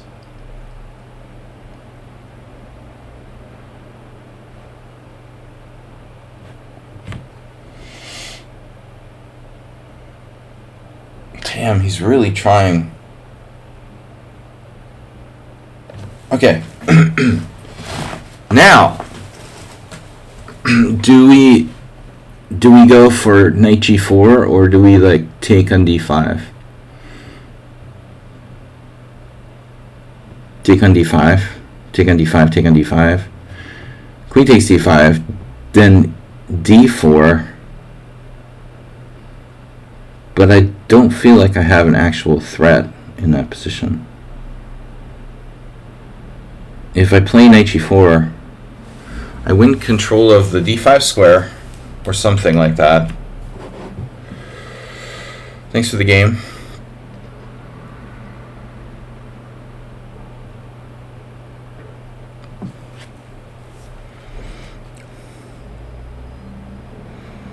We're going to learn from this.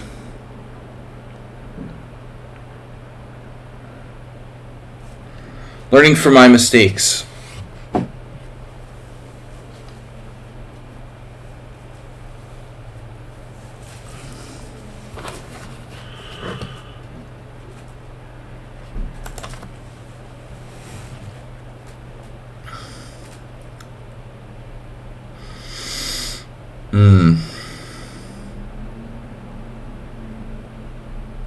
Oh, I can play knight f6, queen f6, knight d5, queen g6. So I shouldn't do that. You know, being perfectly honest, I don't think like the queens being on the board or not on the board is that critical here, but it does reduce my attacking chances if the queens leave the board. But knight f6, queen f6, I don't like his queen coming to g6. Knight f6, queen f6, but wait a second. Knight f6, queen f6, knight d5. If queen g6, then I have knight c7. And he has bishop takes h3, which is like really bad for me. Damn. Yeah. Now that's calculation, a little bit of calculation. Knight f6, queen f6, knight d5, queen g6, and black is good. Unless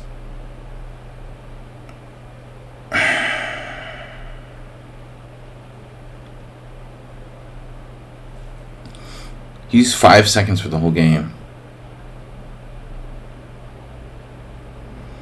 Too much bullet chess, anyone?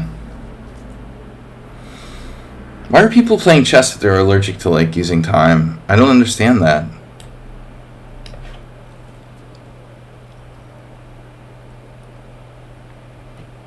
He knows this line too well. Yeah, I guess a lot of people may play it against him.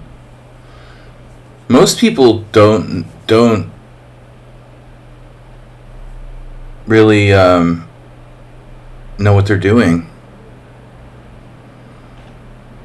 In the quieter lines of openings, they tend to know like the sharper, more famous, more dynamic lines better.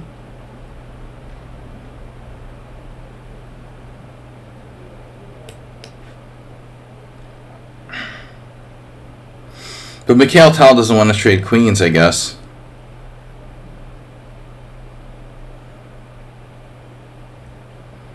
Yeah, like I wouldn't want to play a computer with white and be expected to win.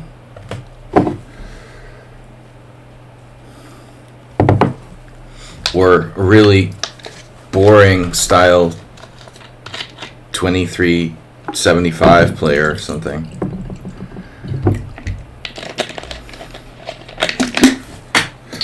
Whatever. Just drop my water cap. Alright. Yes, Queen H4, yes. So we see the flaw in the style of the Mikhail Tal. Like I was talking about earlier, when you're playing stronger players, Mikhail Tal, you have to leverage the threat of a draw. And you're not exactly doing that here, bro. People are always like, oh, draws are so stupid, you know. But draws play an important, integral part of the game. The threat of the draw. You know.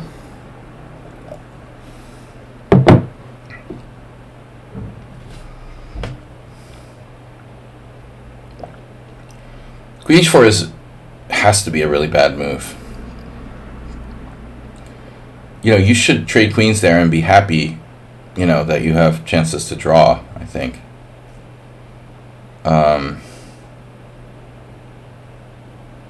Now white is just better.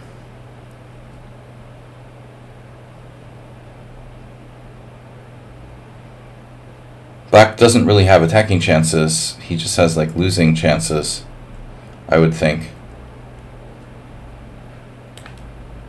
Should I play knight f5 first though? I should. Like, why not?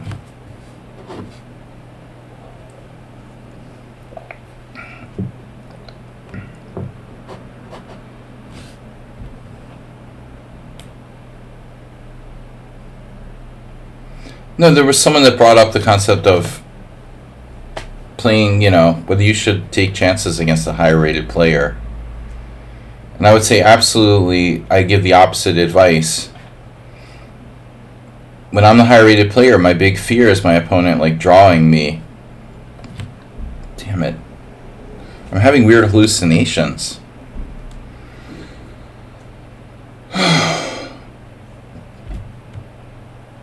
Without the threat of that, you know, half point taking some rating points out of me, I mean, it's a totally different game now. Win or lose.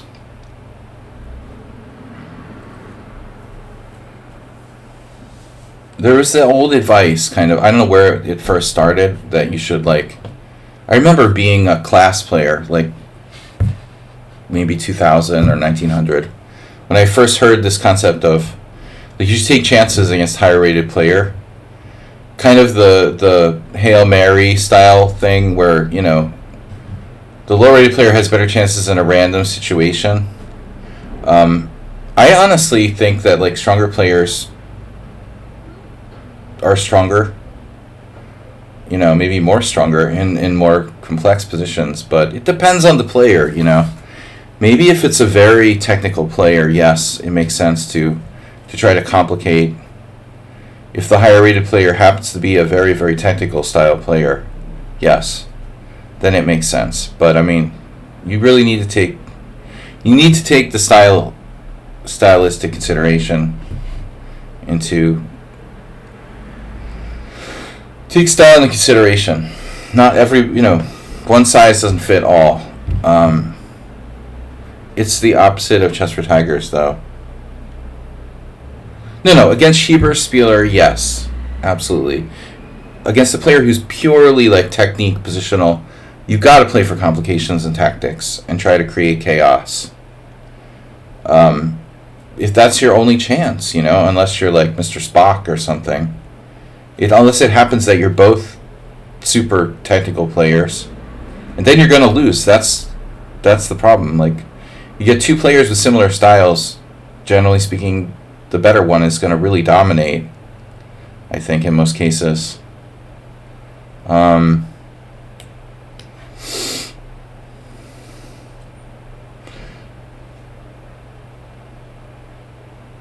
Geller. I've been, where's Astrobate, by the way? I've been studying Geller, and he's so good in these Lopez, man. This is like, that's a nice maneuver, though, to get to d6 for black.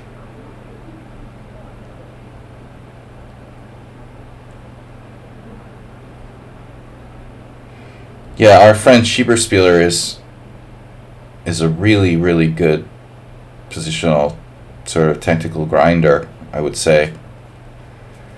He's not bad tactically either, at all. But positional chess, he's excellent. So Zen Chess is continuing the gift sub. Got from Move 11. All right. Well, we need more white squares. Now with more white squares.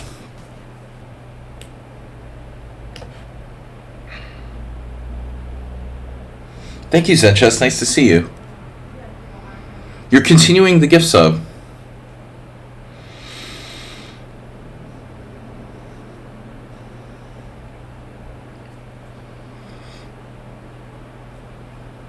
Geller mecking.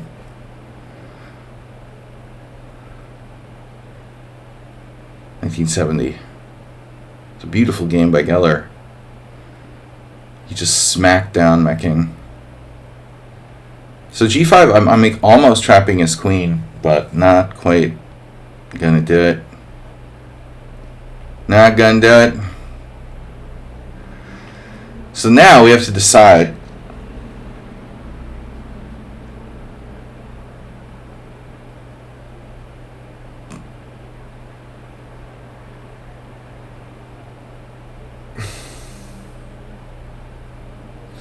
Speaking of pawn sacrifices, Jesus, Mikhail Tal has a lot of time here. That's a lot of time you've got there, bro. G5 takes rook h1. Oh my god. He'll always have like queen h6 though. G5 takes rook h1. Knight e4. It's just not fast enough.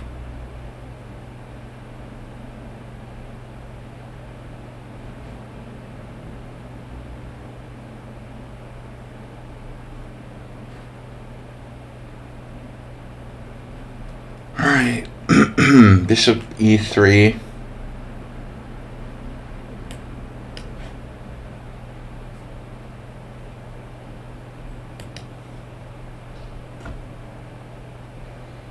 I'm giving him my bishop, I can't believe it. I just hate giving up the e4 square.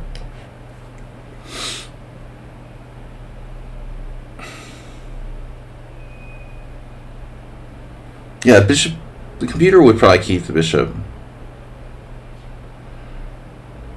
Oh, he loses an exchange here. No, damn it. He doesn't. Wow.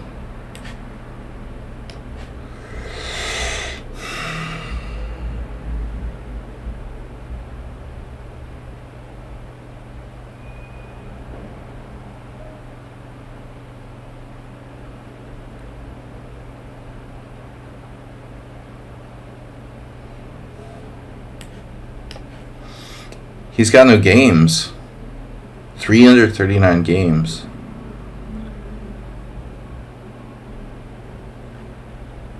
Where am I supposed to put my bishop again?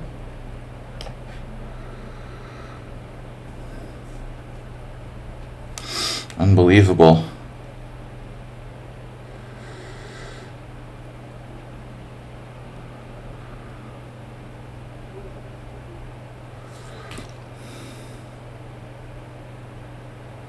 Not a lot of choices, bro.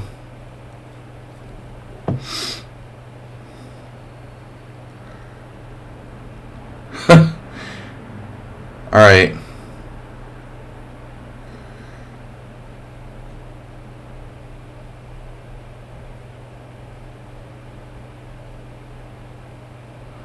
You found it. Congratulations.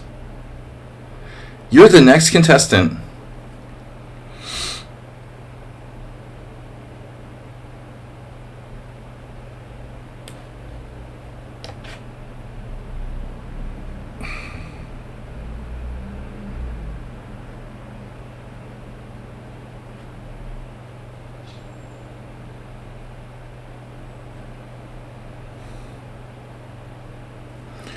How is this guy so fast, man? Look at his bullshit. That bullshit bullet rating. He's quick. Maybe he panics when he gets low on time. There's nobody who can play this tempo, and there's freaking 1700 in bullet. Unless they just have, like, freaking out sort of tendency. I should be able to win material here somehow. That rook's got to be trapped, right? The rook's got to be trapped. It's not so simple, though.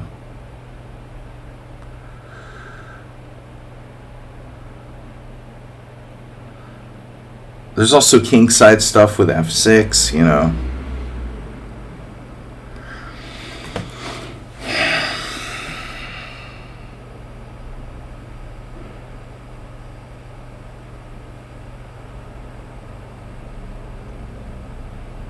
Yeah.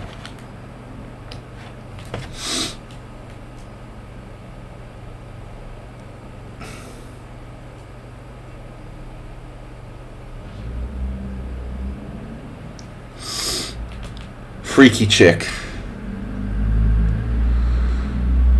No, I'm just trying to understand. He's got a good tempo. He's very quick. You know, if you're that quick with a good tempo, your bullet rating should be like, you know, okay, we don't do bullet chess here. It's fine. He's 2001 Blitz, you know, okay? But I'm like 2500 in Blitz. Damn. Does this move better not work? That's a new grammar. The new grammar. Does this move better not work? The new grammar.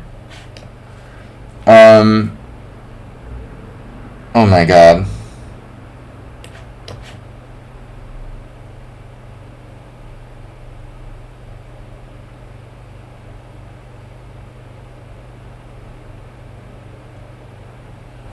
He's awfully quick, dude. And he's Mikhail Tal.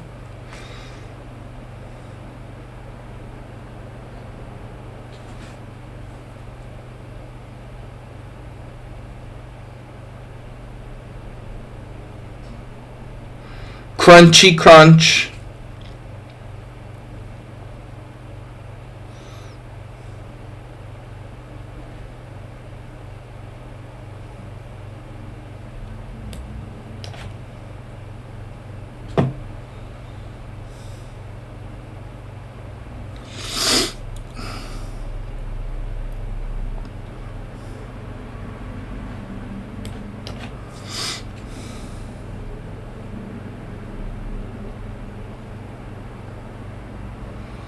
The crunchadelic.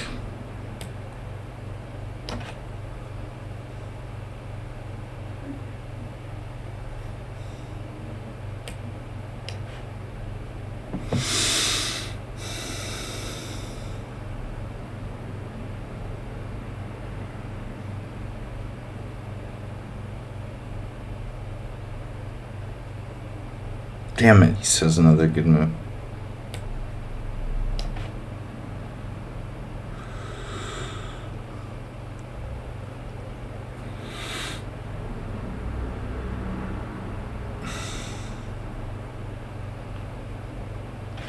He resigned suddenly. Losing the rook. I just realized. Wow. Yeah, interesting game.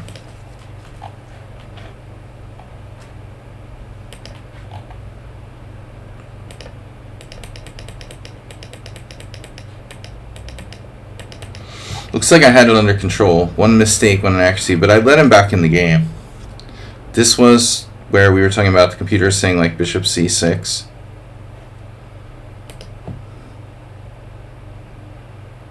I thought about a4, another front, but it's close, you know, bishop c6. Bishop c2, if bishop c2. He's got this pawn move, man. The pawn move from hell. Anyway, all right, good game. Stoic. Oh, geez, he's 2100. I thought Stoic was like maybe not that strong. He's pretty strong. All right. Sorry, I'm suppressing a sneeze here.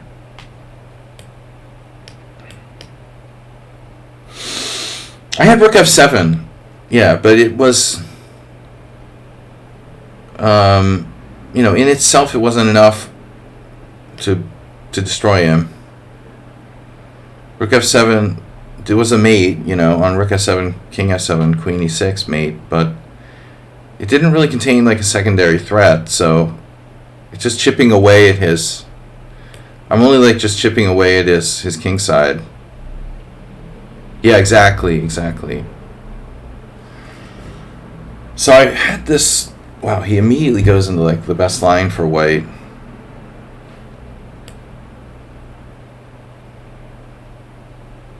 Oh yeah, there was the guy who played that move yesterday. Same opening. Last game for today. 14-21, chess 60. Wow, bishop e2. I see.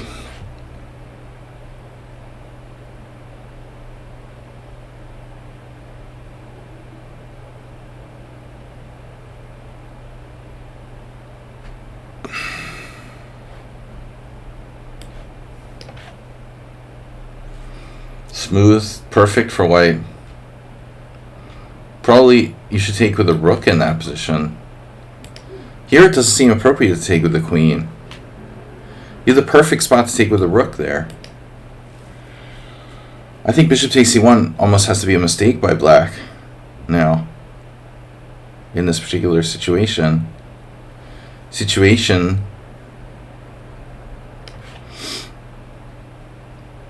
Keep him occupied. Queen g5 is ridiculously wild and crazy guy. You shouldn't play queen takes g5. I mean queen to g5.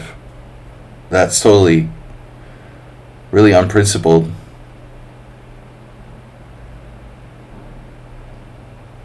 Wow, he's just all over the place.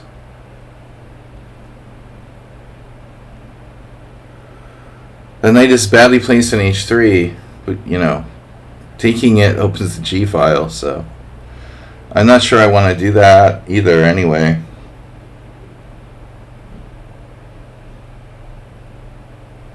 However, in an endgame,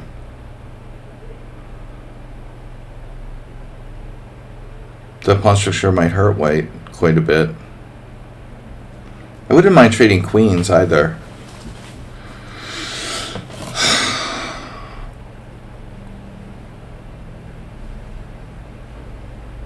I don't know, it's just hard to justify bishop takes h3.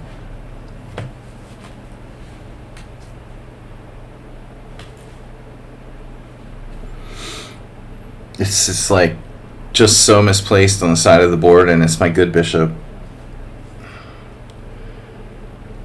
It honestly might improve white's position.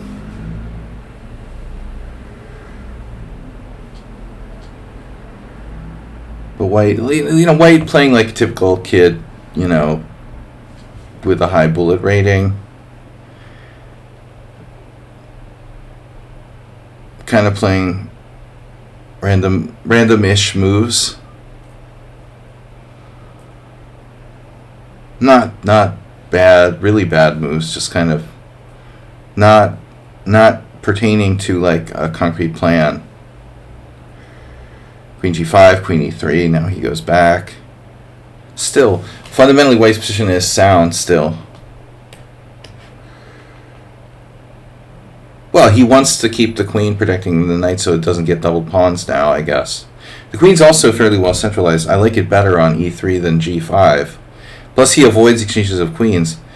Queen e3 is kind of like admitting you made a mistake, with queen g5. Coming to your senses.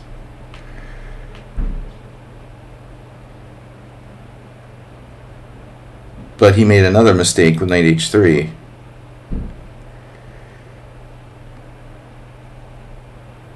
Yeah.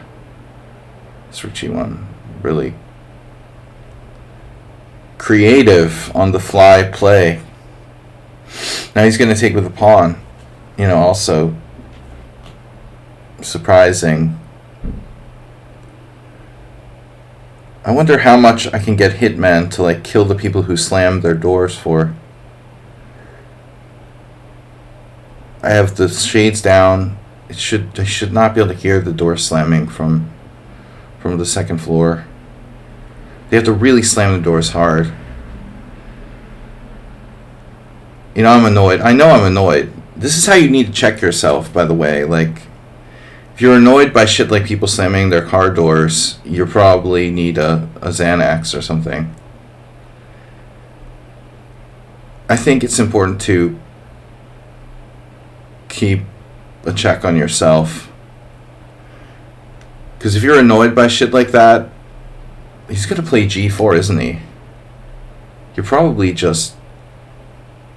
You need to chill. He's going to play G4. I don't care if you're going to play G4. Play G4.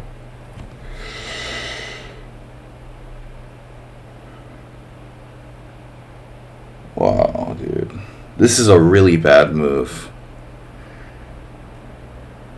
I thought you were going to play G4, but this is even worse. Positionally, giving up the E5 square.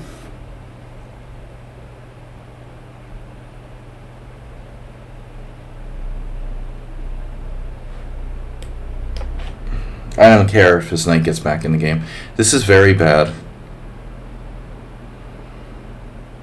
You would. Just because you're like a you like to be contrary, that's all. That's the only reason you like F4. F4 is a conspiracy theory. It's like, that move is for conspiracy theorists only.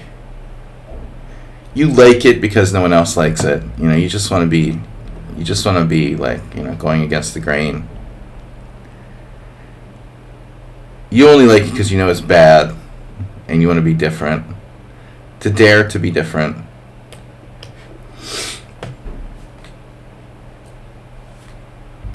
Just a badass. Badass housewives. This is a King's Indian. Yeah, my opponent learned chess in a very different way than what I'm accustomed to. Wow. And we have talked about this in the past, but it's partially like what what you're exposed to, what kind of radiation you've been exposed to. He's really like fearless to the point of reckless.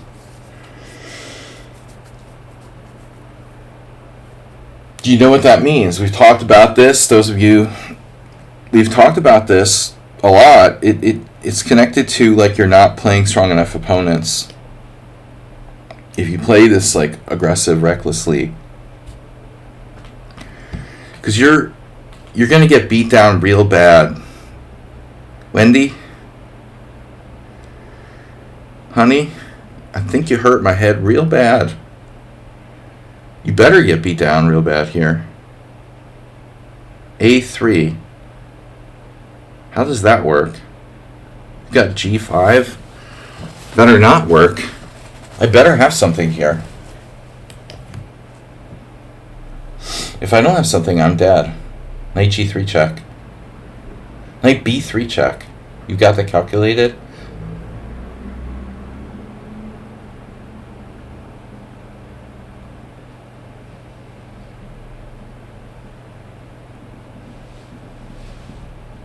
Pawn takes pawn check. Oh yeah.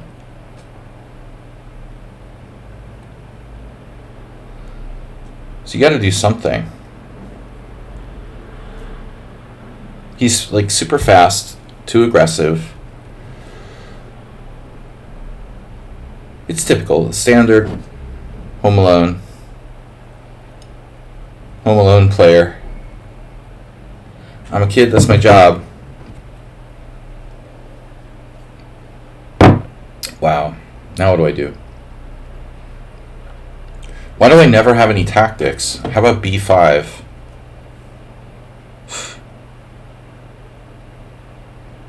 Yeah, B5's nice. Really nice. It's too desperate, though. Desperate housewives. No. We have to take some kind of defensive measures, I think, at this point. Sadly. Wait, knight takes b3. Check, pawn takes a2. There's nothing there.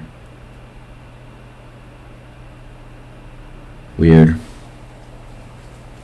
b5, g5. And wait's better. b5, g5, b4. Takes. Rook takes g7, check. That's pretty insane. Good way to get mated.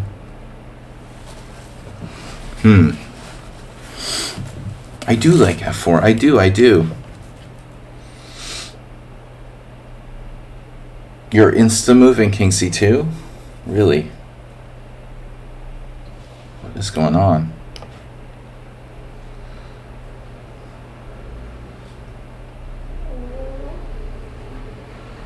I forgot I had the window crack open.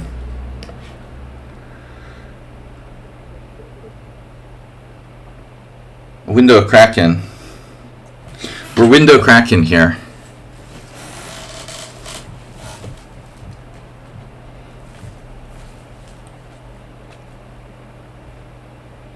Maybe you should play e4. Did you play e4? You did play e4. You need to play faster, really. It's my move again.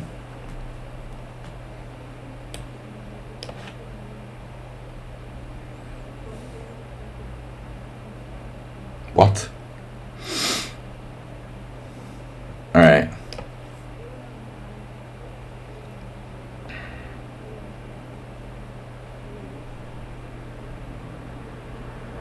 It's a Sicilian. Sicilian billion. The Sicilian billion.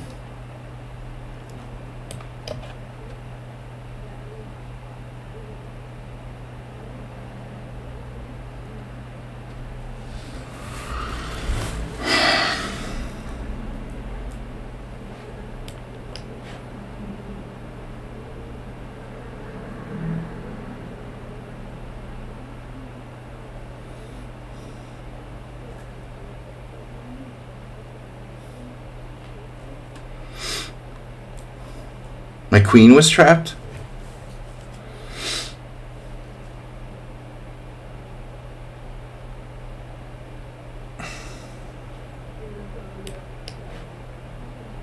Too much bullet chess here.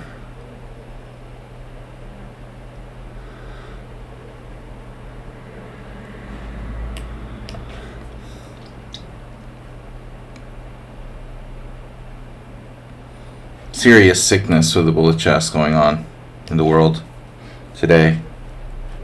Stop playing bullet chess in 7+5.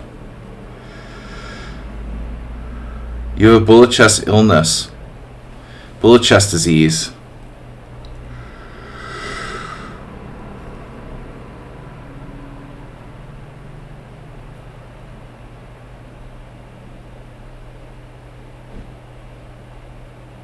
Bullet chessiness.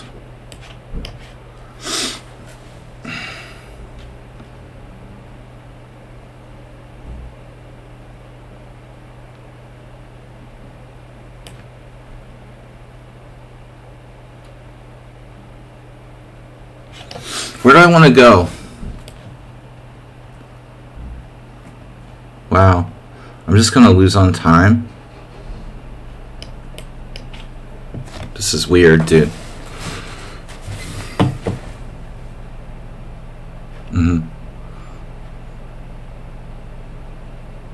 Rapid 1900, Blitz 8,000 games, 2000.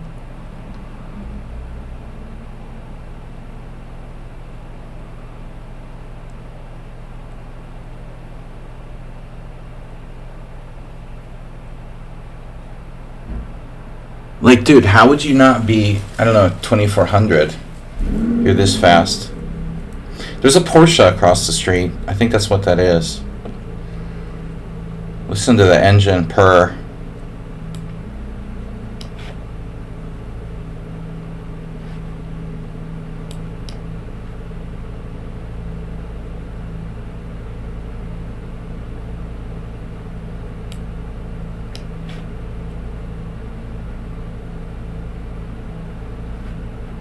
Dude, you're fully playing bullet chess against me.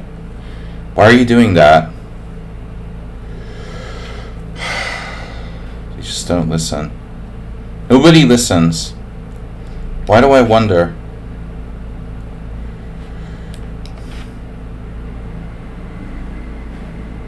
They don't care, man.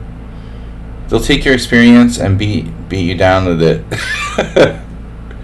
Oh my god.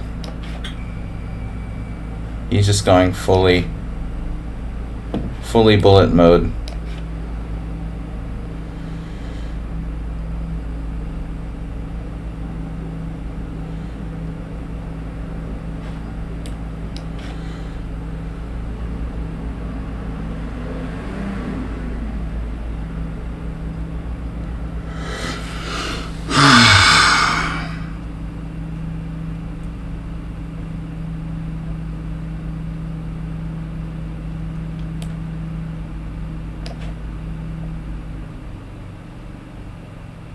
It's a draw. It's a draw on rook ending. Pretty impressive play by this guy, using no time for the whole game.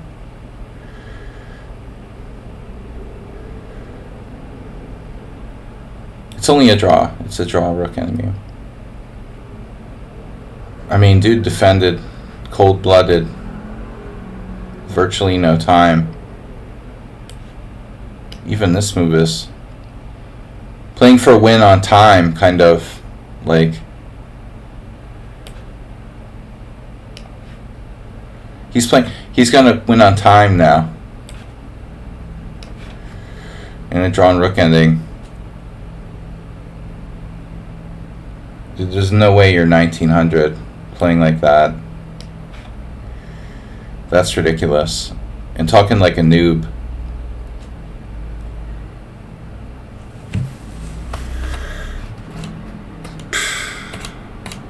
I knew this game would get weird.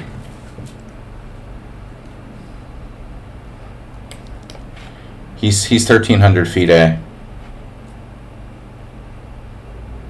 What am I doing here? What did I do? Wait, what did I do? Oh, I went here. He's 1300 feet, eh? He's going full Krivonosov. I should be able to claim a draw there, you know.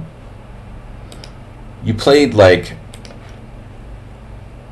unbelievable maniac, and then you have like perfect technique in the ending where, oh my god, dude. Look at this game by White. Using no time. I had no time.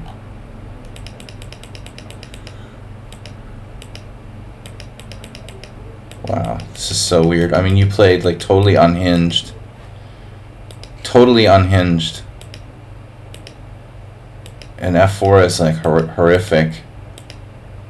But I used all my time. You missed G4. I had Queen takes knight. Yeah. Oh my god. Of course. I was thinking completely strategically here. Yeah, I mean, you just like, wow. Very lucky that you didn't lose this game. You know, leveraging the time. Apparently I'm winning even in the rook ending, but it's not easy. I looked at rook f8, and then I played h2. I have 31 seconds here. But honestly, I didn't know that rook f8 is like winning. I mean, I saw this. I saw you take on a5. I play h2. You play rook h1. I didn't see the win. You know, like, where's my win here? If I can do like check and rook g1, I'm winning. This was the plan. So apparently, like, I'm winning. You can't stop it.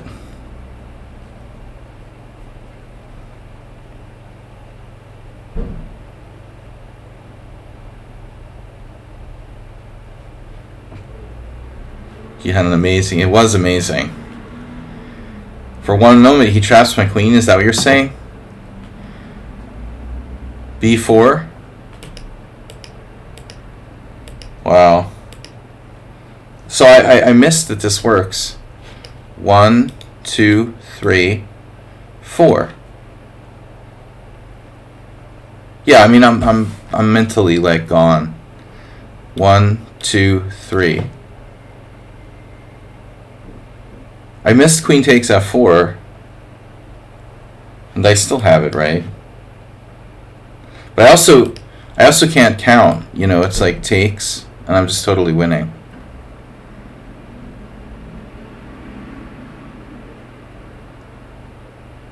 No, I think you just play recklessly. I wouldn't call it hope chess. But I can't, you know, I can't calculate. Usually I'm tired. I mean, I'm kind of tired. I gotta go, guys. Anyway, so tactically I'm totally out of it. Yeah, nice rated challenge.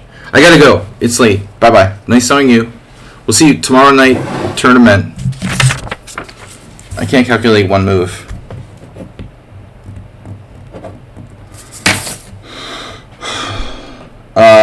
Nice knowing you guys.